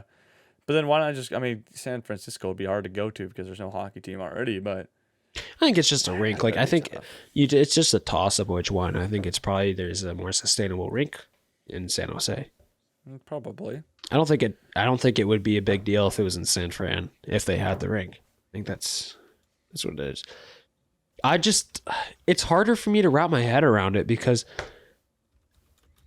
I don't know how successful they'll be compared to having a Halifax team and another team somewhat in the eastern region. Well, this is definitely strategical to expand out west. Yes. And you have to put two there. Like I understand why there's two. Mm-hmm. And if you want to if you really want San Jose and they're that bad, I guess. Did they even do a takeover tour there? In Vegas, at least? I don't think they did one in Vegas. They might have done one in San Jose. I don't know. And you know what? What if they add, so they do these two, they do all these four teams. Yeah. So you'd have, I'm thinking if they're trying to make conferences, you know what? One day they might want to make conferences. Split everybody up. You got four teams out west, obviously right on the coast. Minnesota's right there as Minnesota's well. Yeah, not really, but like that's the next really, west. No. Yeah. Like that's why it's also Detroit, mind-boggling. There's no Alberta team Hamilton, or Denver. So I'm saying you add an Edmonton or Calgary, I guess, and then you add maybe a Utah or maybe a Colorado, and what is that? 6 and 8. That's still not equal. But then if you bring Minnesota, I guess you could do 7 and 7. But then maybe you don't. Maybe probably make it 16 teams. Do 8 and 8. So then maybe do you add 4 new teams out west? Your next expansion is just 4 teams out west. But then, like, how successful is that going to be? Like, you had maybe a team. Do you have a team in Texas? Like, how big of it? Dallas. Do you think that a PWHL team would do well in Dallas? I think the Texas Stars do pretty darn well. No. I mean, they're still in the AHL playoffs. I saw, but like, I would think that. But no, they actually in the WNBA is pretty good down there. I think. Okay. So. If I were to set it up, I think there's 8 teams right now. It would have made sense to do 3-1 this expansion, right? So you get 5 and 5, or 6 and 6, because you have Minnesota in the 3-pack, or Minnesota, Seattle, Vancouver. Then you add 3 more. That's 6. Yeah. Mm-hmm. That's what I would have done. I guess it's just hard. Like then I guess you mix in the Hamilton, or sorry, you throw in the Detroit, and then. I guess maybe that is maybe the most mind-boggling one is Hamilton, given they put 2 more teams out west. It's so close to Toronto. I get it's a good area, but There's so many other it's just- cities. there's so many markets around it. Like it's crammed in between Detroit and Toronto. Not crammed, but like you're really. I mean, Hamilton. Like if you think about a team like Toronto, obviously they have a expanding impact over into neighboring cities and stuff like that. And Detroit, maybe if you're from Michigan, you're a Detroit fan. But Hamilton, like where is Hamilton going to pull from? They're going to pull from Hamilton. If you're from St. Catharines or Oakville or Kitchener that are right around Hamilton, I feel like there's a chance they honestly might just be Toronto Raptors fans. Nah, I don't know about that. Okay. I feel know. like listen, I get it's closer, but think about it, Caleb. Like Toronto, But they especially almost in need- hockey culture, is just such a knowable name, and I feel like especially for the casual fan base. Sure. And the Raptors have been around since I guess the inaugural season, if that makes a difference. Maybe they're even just betting on Toronto Raptors fans just to go to Hamilton games just because they love the game. That could be a potential situation here. That's a big bet just to put a team Like, there. what if Sarah Nurse is in town and it's Hamilton versus Sarah Nurse? You know what I mean? Like, would people just show up? Would Raptors fans show up that just to watch it? I don't think the ticket prices would be super high. Are Probably Raptors would lower fans showing up prices to in watch? Toronto too. Are they showing up to watch Vegas Hamilton in Hamilton? Well, Vegas is going to have one or two good players. Yeah, one or two. But every team's going to have one or two at this point too, Jake. So, I mean, it's not like, I don't know. No, but that's not my argument. I'm just saying, like, Yeah. I worry that I don't know how sustainable. Like, maybe they could just kill it too. They could kill Maybe it. they and just- Hamilton maybe could it's, really support. But Maybe it's a 2-year blip and then they relocate. yeah, it's probably just because of worry, because every other place we've seen has an NHL team in it. Well, it's except also for Hamilton. probably a little bit about the money. And that Yeah, Hamilton probably got bread, dude. They're bringing in. they all these probably, different teams. whoever's, like all the people that will be investing in this will be okay with losing money for a decade or half a decade. And they're just pouring money into the PW anyways. Like that's probably a factor, but I don't know. It's just tough. I like it. Keep a Yeah. Canadian team. Like, I guess that's good. On that aspect, it's good. yeah, Just another Canadian market. Like, I think that's really cool. But yes. I just worry about how sustainable it will be. You know what? And as I said, they could kill it, and everyone around them could It support. feels risky. But I worry of them being a very little sister to Toronto. Yes, that's a big risk here, and also pulling away from Toronto. That's what just makes Alberta so weird. Why they wouldn't go there, because it feels pretty risk free. It does. Absolutely. It's same with It's a free Denver, gamble. given the takeover tour numbers. Mhm. So, I don't know. It's some interesting stuff, and like I know people are saying, "Oh, it's really cool. It's the first non-NHL like area to have a team." Like you could have easily went to Kansas City or Indianapolis as well, To the PWHL? especially Kansas City. Yes. Yeah. Kansas City has like, are they do they have the? I'm pretty sure I saw the most like the highest valued women's sports team in the soccer league or whatever. Yeah. Yes. They have their own They arena do and all very that. well. I know. I'm pretty sure Patrick Mahomes is a part owner or investor or something like that too. So I don't know about rink situations, but surely there's a rink in Kansas City. In Indianapolis, is there a has been hockey great. market there though? We don't know that. Is there a soccer Sustainable market hockey there? market. Is there Yeah, a soccer I mean- market there? I guess I they have mean, a Canada. yeah. There's an MLS team there, but Yeah, but like, hockey's a different sport. I guess you I guess you could But there's put it- also I mean, higher St. Louis population is- in both those cities yeah. too, compared to Hamilton. Probably. I don't mean, it's know, also probably- swayed USA compared to Canada. Canada, there's a higher chance that these places have a higher hockey population or whatever you want to say. Highest hockey fan base? I don't know. Cal, funny enough, Hamilton has a bigger population than Kansas City. What's Kansas City? I thought Kansas City 800 and Hamilton's About 600. It says about approximately 500. Oh, well, Indianapolis is like 800, I'm pretty sure. Hmm. Guess I'm wrong then, I'm sorry. I thought it would have been bigger. No, I just didn't know, so I just thought I'd search it up. Okay. Well, I mean, they've got a successful women's soccer team. I mean, it doesn't matter. It doesn't matter. I'm just saying, like, there's other options out there, and I'm just Hamilton's surprised with Hamilton. It's got a good metric. I mean, if we talk about think about it as when you talk about Toronto's metropolitan area, like is Hamilton included? Like maybe probably pull from Hamilton a little bit. I wouldn't. No, From being Hamilton from Ontario, but I mean, it claims its own, but like, I don't know. I don't know. It's gonna be interesting. Well, to tag along with that, there are some new expansion draft rules. I don't know if you've looked up on them, but I got it here. All right. It's pretty similar, honestly. There's a few little tweaks and changes. There's now 4 teams picking, basically. But for the existing 8, it's the same thing as last year, kind of. You get to protect 3 players, but they have to be under contract. So you cannot protect free agents, whereas last year you were able to protect free agents.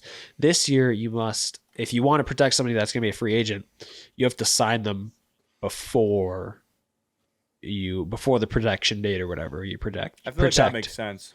Yes, it does make sense. And it has some more players. It benefits some players that don't want to move, basically. Mm-hmm. And I guess you have there's a lot of interesting stuff like that. But then also it's UFA and RFA. So like obviously the biggest examples you can think of is Renata Fast as a free agent. So Toronto's probably going to want to sign them. And then RFA would be Casey O'Brien of New York. They would probably sign her just given the impact she had this year as a rookie and all that. So they probably would have to sign her before protecting them. May 28th is when the expansion teams, the 4 expansion teams, can reach out to the unprotected players. They are able to sign up to 5 players. 5 players to start, which I think was the same as last year, but I believe a team cannot lose more than 5 players off their roster. So like Toronto can't lose 5 right off the bat. Or no, right. No, it's 3. 3. Even less. So yes, it's 3. And then the other thing that's pretty interesting, which I don't think they had last year, all 4 expansion teams have to give out a franchise offer, franchise contract or whatever, which is basically, I believe, the first 6 teams that first came into the league had to do it where you have to give out a contract over $100K. Like the minimum is $100K. The player gets to decide the length of the contract. Max of 4 years. Last year it used to be 3, or years prior it used to be 3. So like Poulin when she first started was 3 years. Yeah. So there's that, which is a little different. I'm pretty sure they didn't make Vancouver or Seattle do that. I could be wrong. Okay. And then after the first period, the original teams, the existing teams, get to protect 3 more players. They still have to be under contract. And expansion teams are able to sign more after that's done.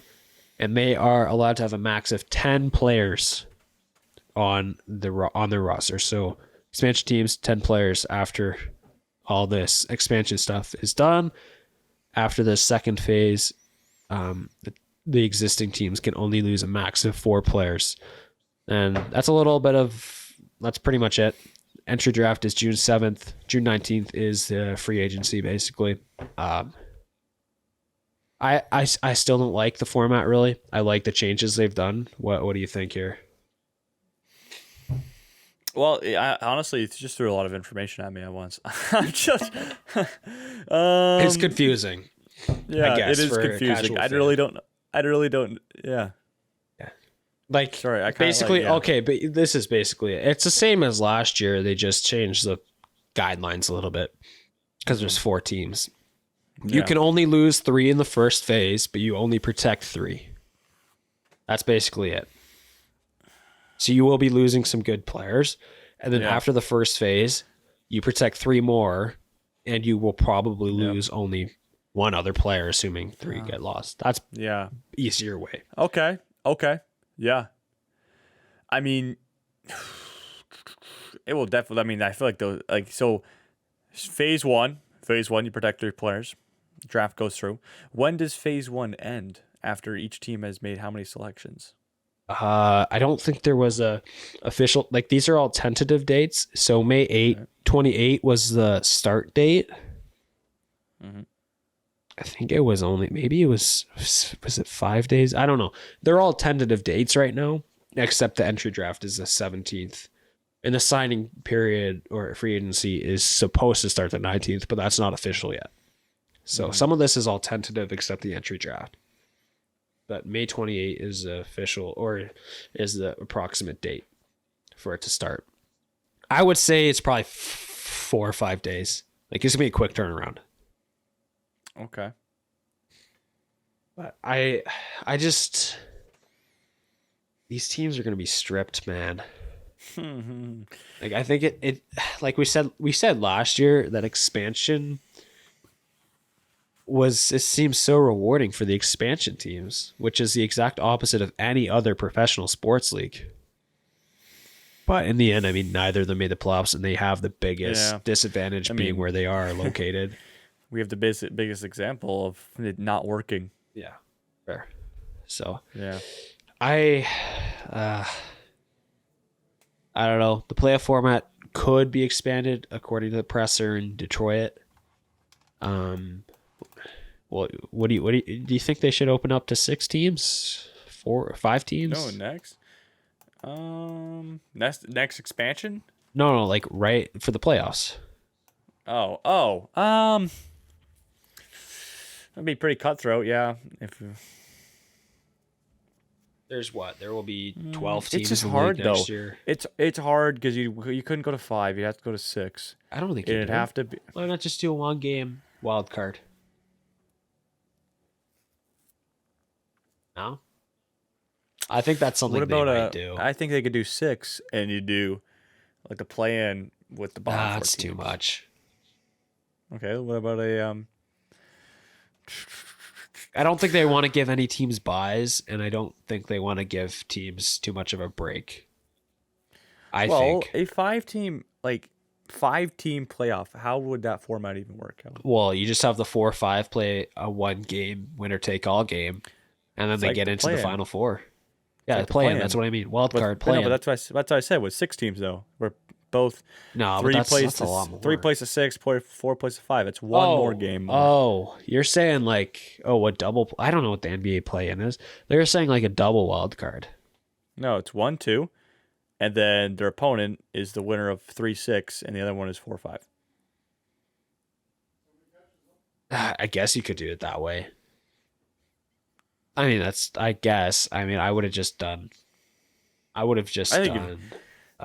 think it'd be cool to have both. Have a wild card for both. But then you're 6 teams in. You want 50% to make it? That's what the NHL is. But do we want that many teams in the NHL to make it? It's more. I mean, like especially for a league that's trying to grow, playoff hockey, and maybe yeah, they would pull some good numbers. They would. But they would also pull really good numbers for 1 if they had 4 or 5 play. I think right now the focus is some big games in markets that haven't had those big games. Like you're telling me, Golden Knights play-in game next year would be huge. Okay, here's a question about the play-in. I'm very unfamiliar with NBA. So if it's it was 4-5 and 3-6, if the 3-6 play the 2 seed, right? Yes. What if the 6 seed wins? Does the 6 seed get to play the 1 seed? Well, then maybe just do high seed. Okay. Or seeding wise. Okay. Yeah, that'll work. I could get around that. It's just or maybe even do it that the 1 seed gets to pick which team they want to play. True. They want to keep that keep that thing into it. Yeah. That's a quick turnaround too. It's only 1 game. Yeah, fair. I mean, I don't mind that. It's like, but like we can't have the top 2 teams sitting for too long, in my opinion. No, I think you gotta you play that play-in game, you get 2 days off, and you are in business 2 days after. Mm-hmm. Okay. Yeah, expansion's been very interesting, and it's been a topic, and it took a little while to come out, but okay, like I said, it's probably Hamilton, San Jose, Vegas, which is unfortunate, in my opinion. And in my opinion, Detroit's really good though. Very happy about that one. Expansion draft is gonna suck. I think it's gonna be pretty crummy. I think all these good teams are gonna lose players. Like, I don't know. It's gonna be fascinating. So my last question on the P-Dub. Let's just say 6 teams are making the playoffs next year. How many of the 4 expansion teams are making the playoffs next year? Just give me a crazy percent. 1. You're saying 1 out of 4? Now, are we talking like the 6 teams? The so top if we 6. have my format where it's okay.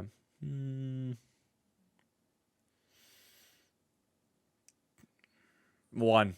I'm staying with 1. Yeah. You give a slot to Vegas, or not Vegas, sorry, Vancouver, Seattle. It's hard with no rosters. It is. I'm just trying to think. I mean, I honestly don't know what's going to go down either at the expansion draft. So I think that's also a big factor. It's tough. But It's tough. I don't know, man. Just seeing how the 2 expansion teams did this year, and like all these teams that have all the original 6 are trending pretty well. So Yeah. I would say, just given what happened this year, I would say Detroit would be the front runner, or Hamilton. Okay. Out of the 4, so I think Okay. they might even have a better chance of making it over Seattle or Vancouver, just given the location. Just why not? Okay, just given the location, nice. All right, let's do Chell. We got. Yeah, did we the get Shell. all the award finalists out? I'm We pretty sure we did. did all We of them. did, yeah. So let's do that first, and then we'll go to Habs. Okay. Let's start with Coach of the Year. I'm assuming you're sticking with Lindy Ruff. I'm still gonna stick with my boy John Cooper, even though it probably would be Lindy Ruff. Dan Muse makes sense. I think he was definitely a top 3 guy. Fine with that one. Lady Bang, I don't really care about. Vesna.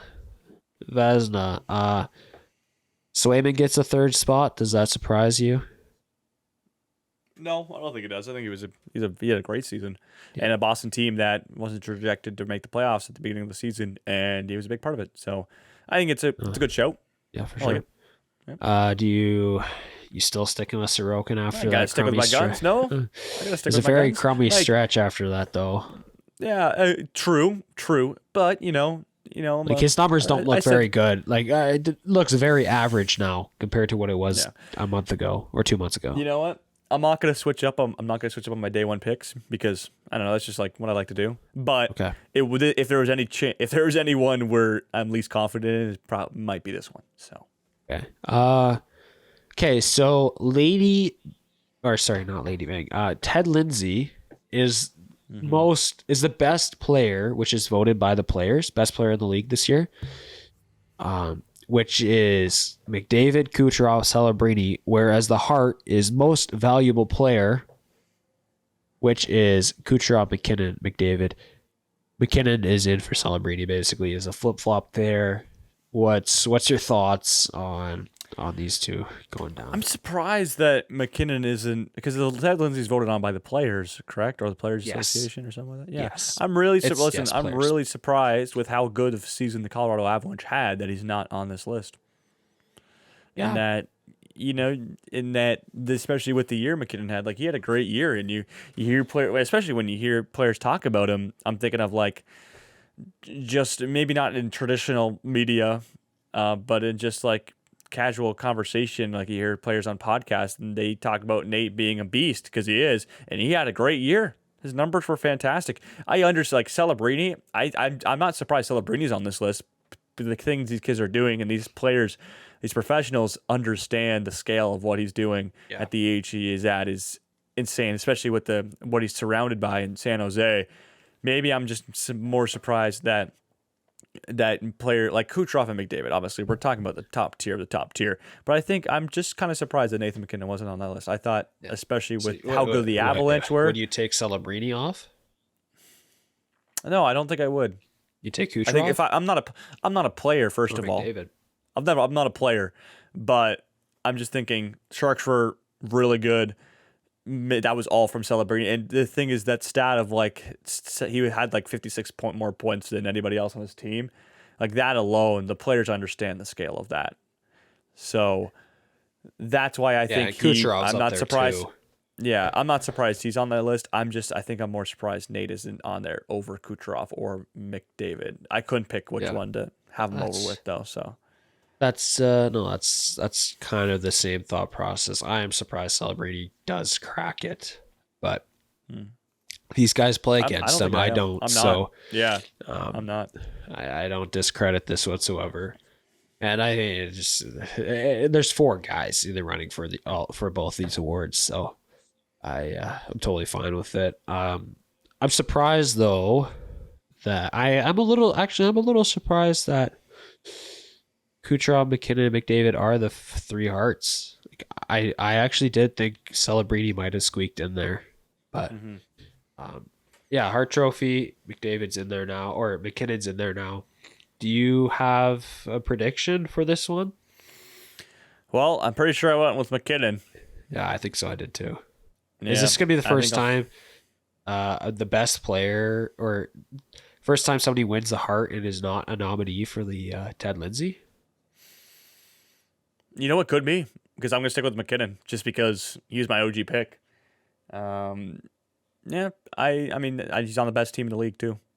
And I'm going to stick with McKinnon. I think he had a great year. He ended the season with most goals in the NHL, correct? Yes, he had like 53. Yeah, he was a beast out there. Like that Colorado team was just so good. And you see it so many times, especially in these voting. Like they're very skewed towards the teams that do exceptionally well. And the Oilers struggled, and Tampa Bay, didn't finish first in the Atlantic. Maybe that plays a part in it.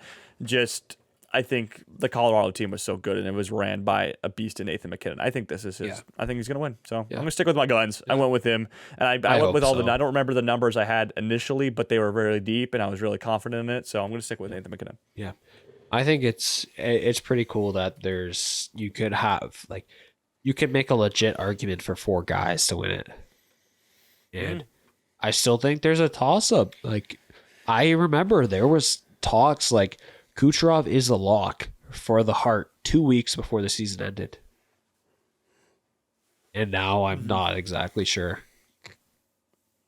I know it was voted before the playoffs, but like that last 2 weeks of the regular season made it very interesting because McKinnon kind of pumped it back up. David there's another 2 weeks without Draisaitl right there. Kucherov, I wouldn't say laid low, but he wasn't as phenomenal, I guess is a word, compared to the other 2 guys. So, yeah. I don't know. It's going to be interesting. Last one, sorry, or 2. What other awards? Yes, sure. Selke, I think, it's Suzuki, Nelson, Cirelli. It's Nick easily. And the Calder, Schaefer easily. And who was the Norris? It was Makar, it was Werenski, and it was Rasmus Dahlin. There you go. So, that's gonna be so tough. So that's basically. Did we both say Werenski in the? We did, yes. And then we both, and the very early, like June 16th, you said Dahlin, and I said Makar. Look at that. We are geniuses, eh? I guess so. Yeah, you look at us. All right. There's your awards. Bouchard isn't nominated. Shout out. So very happy. There you go. You know what? I can say the voters got it right. Over Evan Bouchard. 1-0 Caleb over Evan Well, Bouchard. he didn't make the Olympic team either. 2-0. Yeah. I mean, neither did you. Bang. So that's fair, but I also call that a wash. I also haven't made I haven't made the same amount of defensive blunders like he has. I guess you know what? I've seen you play. I've seen you play pond, pal. I've seen you play pond twice. Yeah, but like I got some pretty man. sweet hands. I never coughed the puck to you. you might have had the same amount of defensive blunders of Evan Bouchard. Remember that one? We were playing with a boot as the goalie, or the goal. I flicked that thing for probably 20 feet and hit that thing bang on. I didn't see Bouchard do that. That's true. And the net is bigger. So, net is true. bigger than the Good NHL. point. A good point. All right. All right. Habs. Let's go over. Yes, Habs 1-1 after 2 games. Time of upload, Game 3 will have been played on the Centre Bell, but it's 1-1 after the Canadians. You honestly just were able to find the back of the net. They win it 5-1 in Game 2. Alex Newhook, legend. Man, and know what the funny thing is? So I've been watching all these Habs games with one of my other really good friends, also named Caleb, and he's a big Habs fan. And I remember right there at Game 1, it was Game 1 of the round 1 against Tampa Bay, and I told Caleb, Caleb, Alex Newhook is the most underrated guy in the NHL. He's not, but okay. I said it. Okay. You know what? And you know what? Maybe it was a bit, maybe it was a little funny. We were just chilling. I was like, dude, this guy is really good. And you know what? What a game Alex Newhook had in Game 2. Yeah. Dude, and the thing is, I think about Alex Newhook is he plays all situations. He plays the power play. He plays the penalty kill. He plays 4-on-4. And obviously he plays 5-on-5. Yeah. And he doesn't get any recognition. And what a game he had. He gets to the hard areas. He got in the first goal. He was in front of the net. Gets it. I think he's underrated. I really do. And he gets 2 goals. And so, the Habs win at 5-1. Just pumped the Sabres. We're able to find the back end up. Jakob Dobich, another really good game from himself. Yeah. It's fascinating. Mike Matheson, that was one heck of a shot. And there's a second goal, and honestly, like he even tricked me. I thought he was going to pull it over to the other side, take it laterally, but no, he just shoots it, not even facing the net, and just fools Alex Lyon, hits right in the top corner.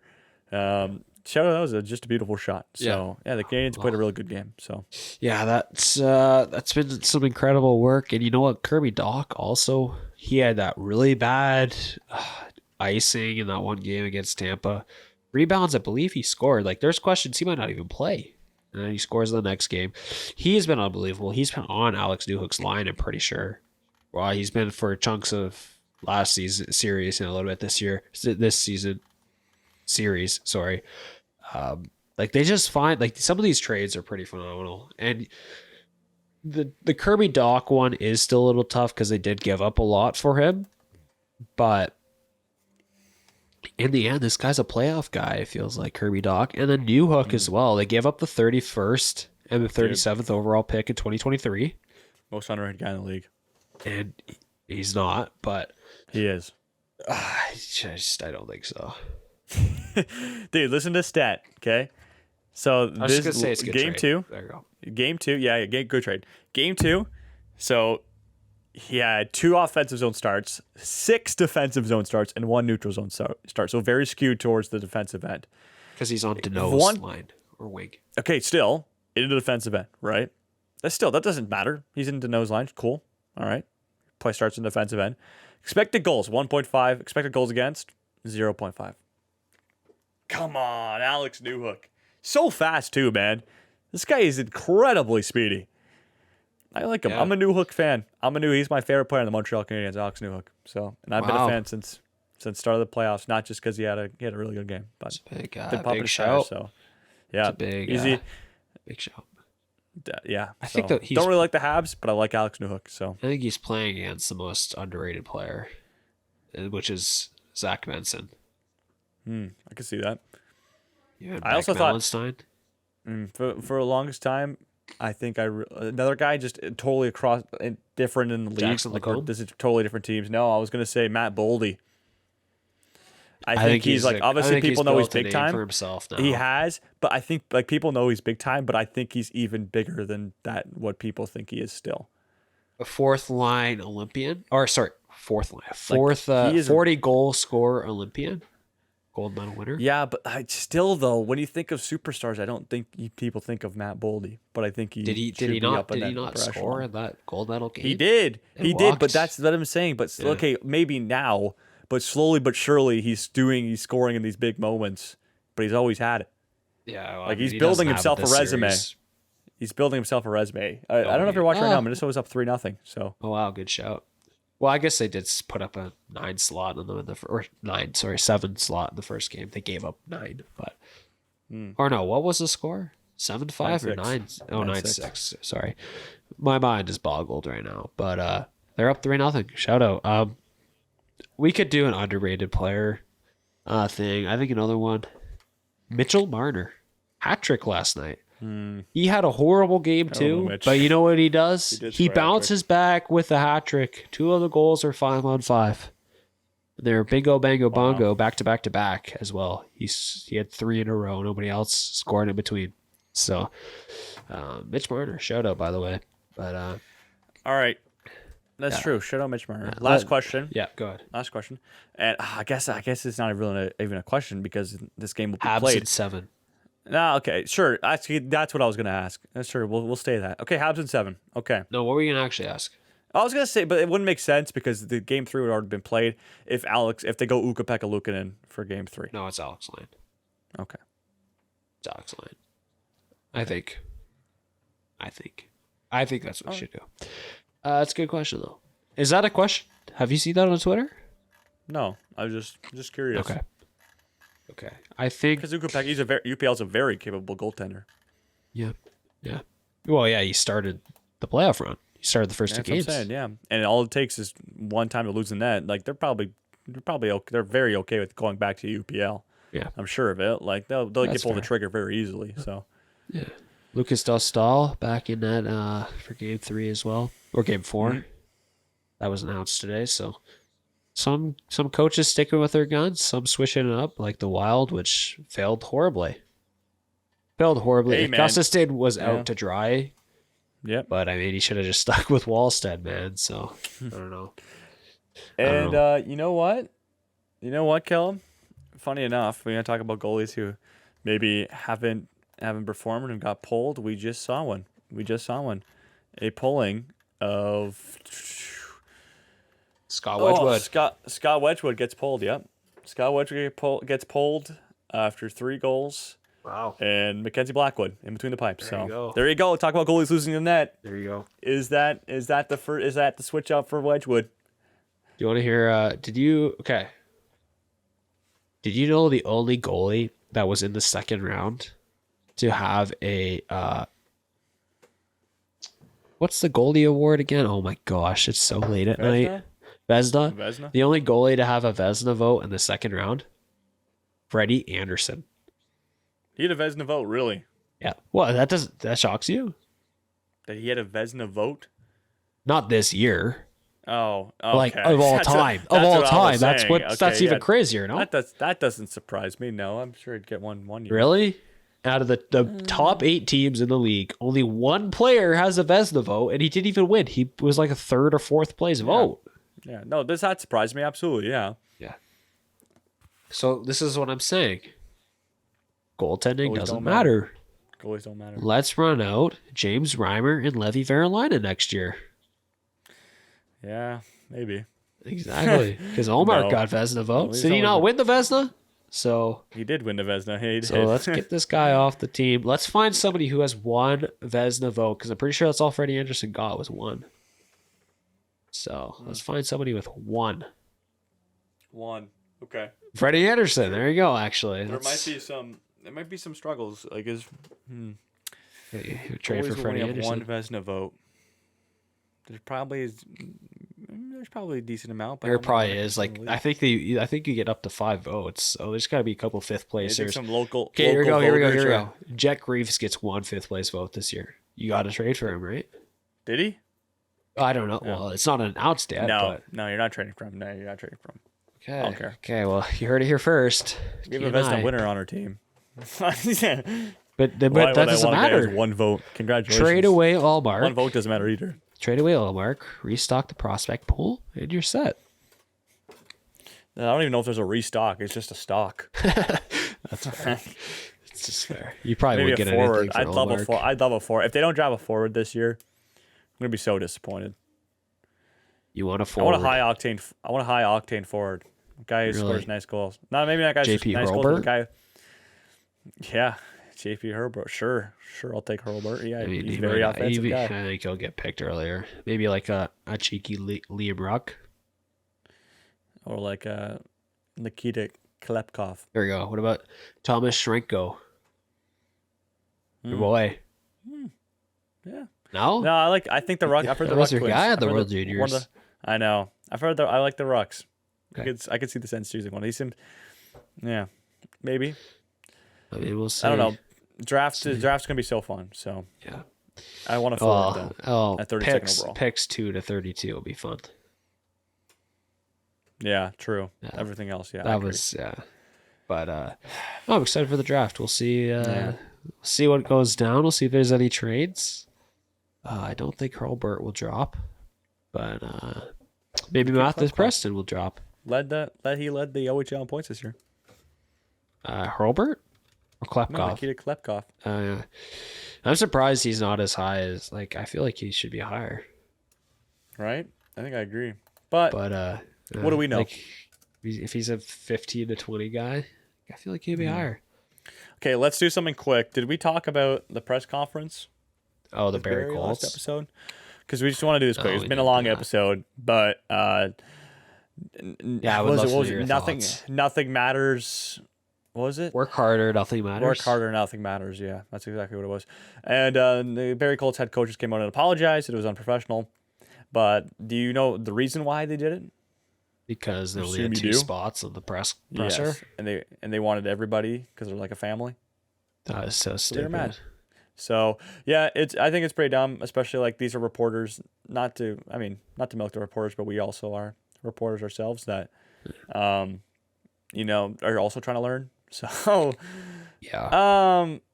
yeah, no, they could probably, yeah, and then they came out and apologize. So, maybe next time the Barry Colts head coach should work harder and do better in the Yeah, next, you see, it looks like they're going to sell their not because of this, but they're selling matter, your work franchise harder. as well. Right in the What? midst of a playoff run, Barry They're already Colts is selling selling the selling your franchise. Oh, Same. really? Owen Sound's also selling.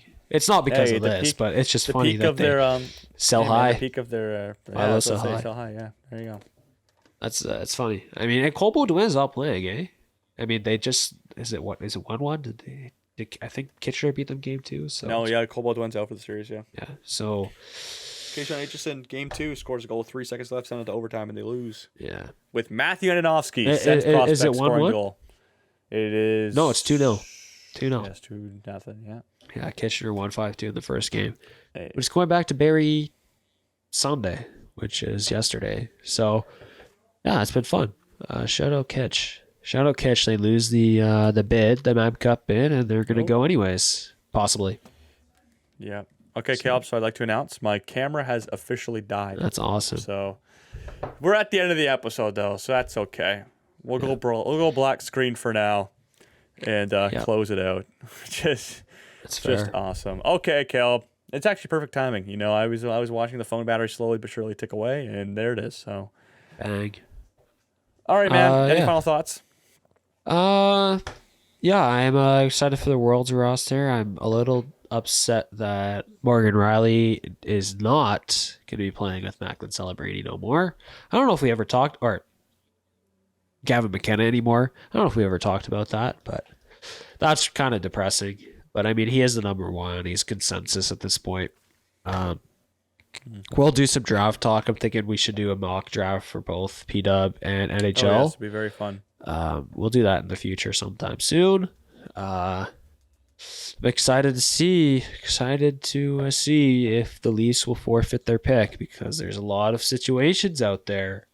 One, Austin Matthews is wearing some very interesting clothing once again, and they've got a horribly run front office. So we'll see if Gavin McKenna goes to the Sharks or not. But we'll see. We'll see. Dude, have you seen all this Have you seen all this stuff about trade Austin Matthews to the Sharks for the second round overall pick? Which is dumb.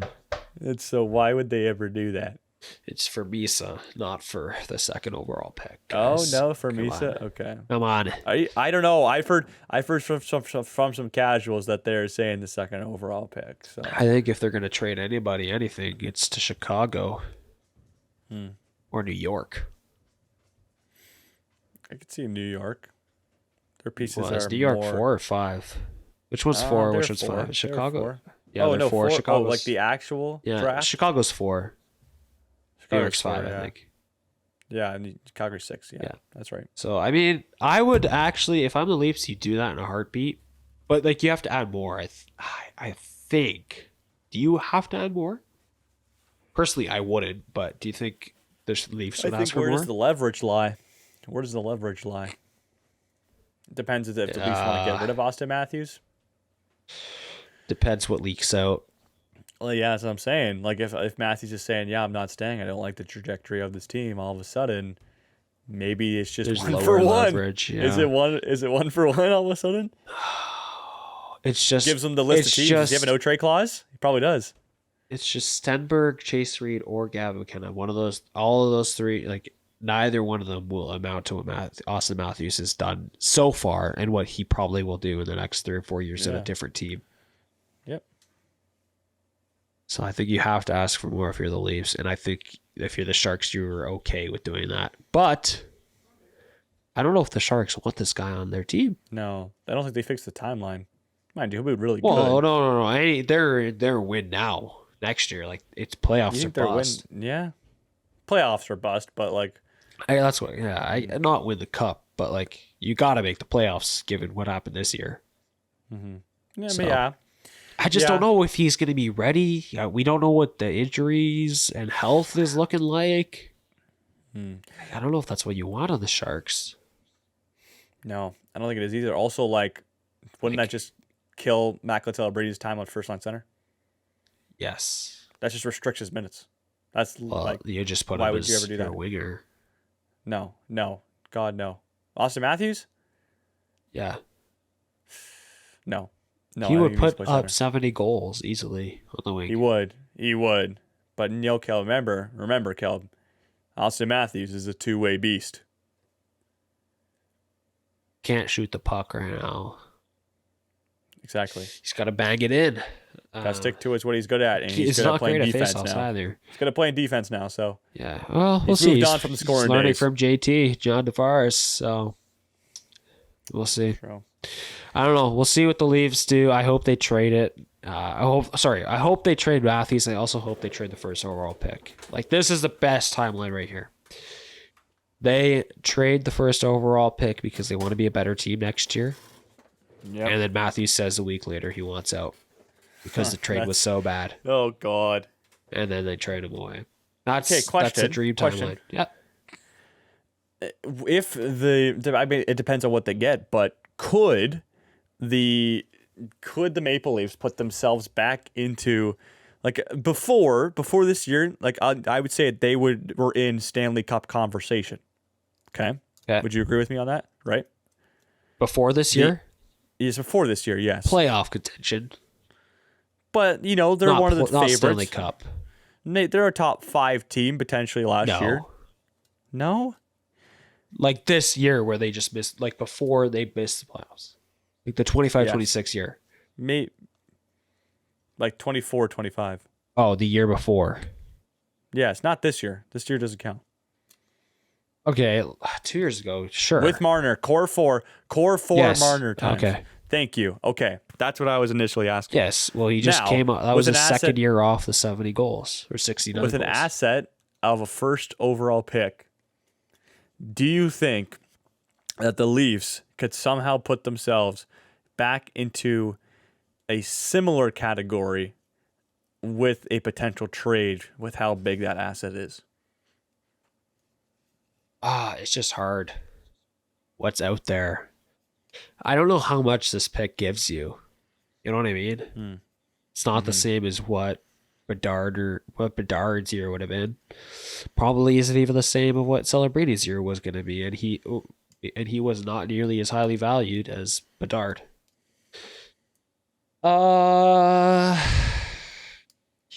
It depends who's out there. Kucherov. Yes, I think so. I think there's a world.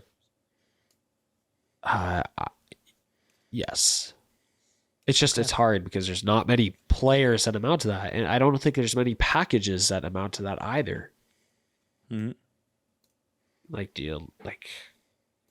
I don't know. Because if you trade the first overall pick, you will be getting prospects and picks as well. I don't think you're going to get many players that will move the needle this upcoming Yeah, but year. they don't trade the pick without a big name coming back. Yes, that's true. But I just don't know what big name that would be. Maybe There's not like many out there. Jason Robertson and Thomas Harley. And then you have cap situations, all that. Thomas Harley, but, I don't know. Thomas Harley wouldn't be you'd have to add way more to Thomas Harley's package. Yeah. Okay. I don't know. I think you got to go defense, right? Is that what you're thinking? Yeah. You got to go. I think the D-man would be the primary target. Yeah. Maybe like a middle sixer.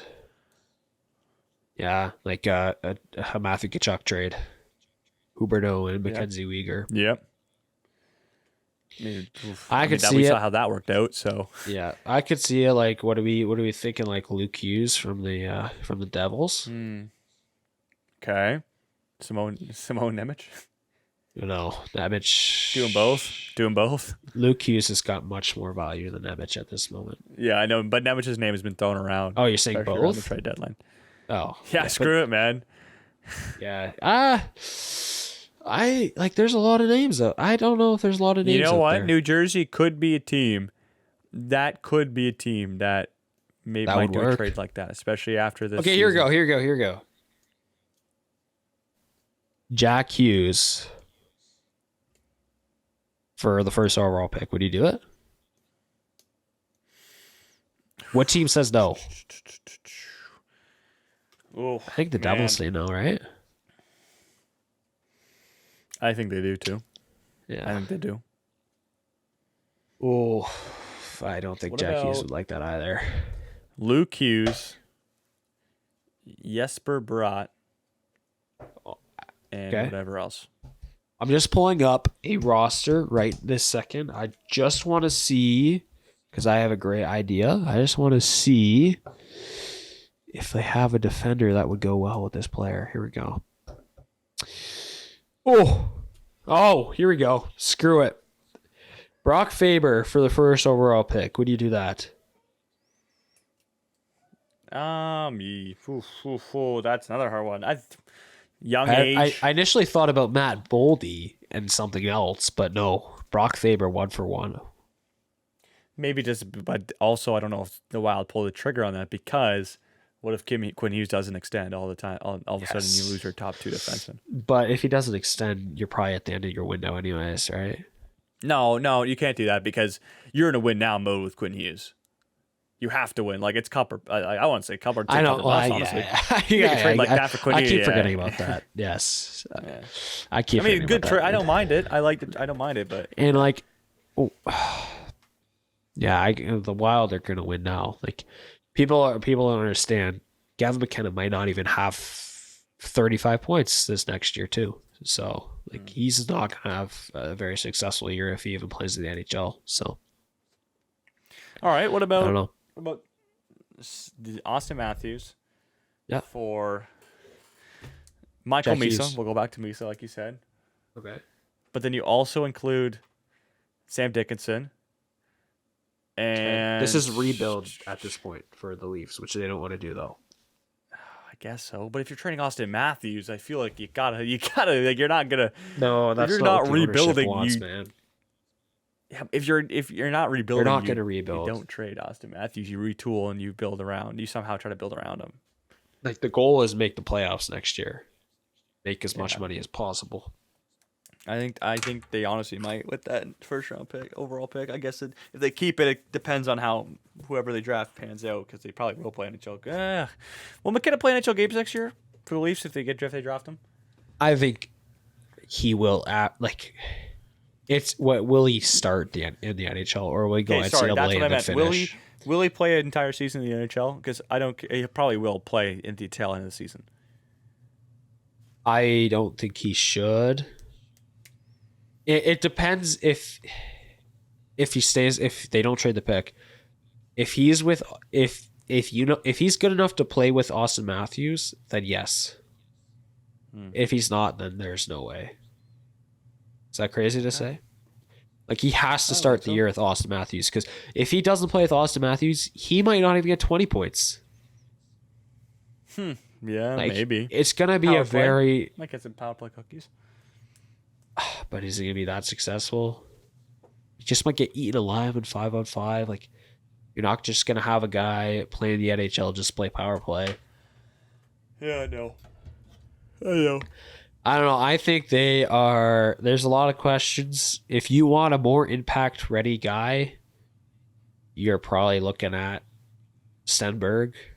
I think McKenna's got the better longevity, or has a higher upside still, and could hit 100 points in 5 years from now. But this year, what we have seen at NCAA, World Juniors, all that, he's not going to hit 50 points. I will bet all my money that he won't hit 50 points this upcoming year, even if he plays with Austin Matthews. Yeah.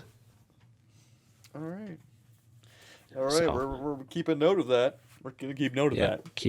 I'm telling you right now, he shouldn't play in the NHL next year, but he will have it's going to be a very bad season for him if he does. I can see that too. And he's playing in one of the most worst fan bases, worst franchise, worst everything, worst jersey, worst logo, worst history. Like, you name it, he is going to be eaten alive. So, but I mean, he can hold up. You know, we saw he punched a guy and then got away with it. His mom is apparently selling drinks to underage guys. Like, it's awesome. So he'll be able to handle himself. It's just, will the hockey be there to back him up, which won't be. I think the real question is who is the real winner of that situation? Gavin McKenna and the family, or the guy he punched? Because the guy he punched was probably the one who was like, you know what? Gavin McKenna might have punched me, but how'd he get that alcohol he was drinking? Well, see, I think Gavin McKenna turns out better because he has the options still. It gives him options. Because if the Leafs don't trade the first overall pick, I'm going to sit in jail for a couple of years for what I did and not play for the Leafs. Like, he has that option now. He doesn't have to. He can just sit in jail. Magically just come out of jail right after the first overall pick is announced. And then bingo, bango, bongo, Gavin McKenna, you are a San Jose Shark. You can ride shotgun and celebrate or Misa for the longest time ever. If he goes to jail, he'll be a Vegas Golden Knight. I don't think he's going to drop that far. You think would they sign him as a free agent? Yeah, he's signed as a free agent with the Vegas Golden Knights. Yeah, I guess. I wouldn't mind it. History doesn't lie. That'd be a good fit. It's Mitch Marner 2.0 with Mitch Marner. And Carter Hart. Okay. All right, Cal. Listen, wrap it up. We've been talking for a while. Let's do this. It's been another episode of the True North Ice podcast. Remember, you can follow us on our favorite social media platforms, on TikTok, YouTube, and Instagram, where we have lots of highlights on there. More to come on that as well. And as always, on all your favorite podcast platforms, which include Spotify, Apple Podcast, Amazon Music, iHeartRadio, Pocket Cast, YouTube Music, Good Pods, Castro, Podcast Addict, and iHeartRadio. Okay. All right, Cal. iHeartRadio. I'm sleepy. I'm sure you're sleepy. Yes. So I think I'm going to go to bed and listen to some iHeartRadio and lay down. Yeah. All right, guys. We thank you. Yeah, it's true. Yeah, probably will do that. You've been listening to the True North Ice podcast with Jacob Ewing and Caleb Snyder, and we thank you for listening.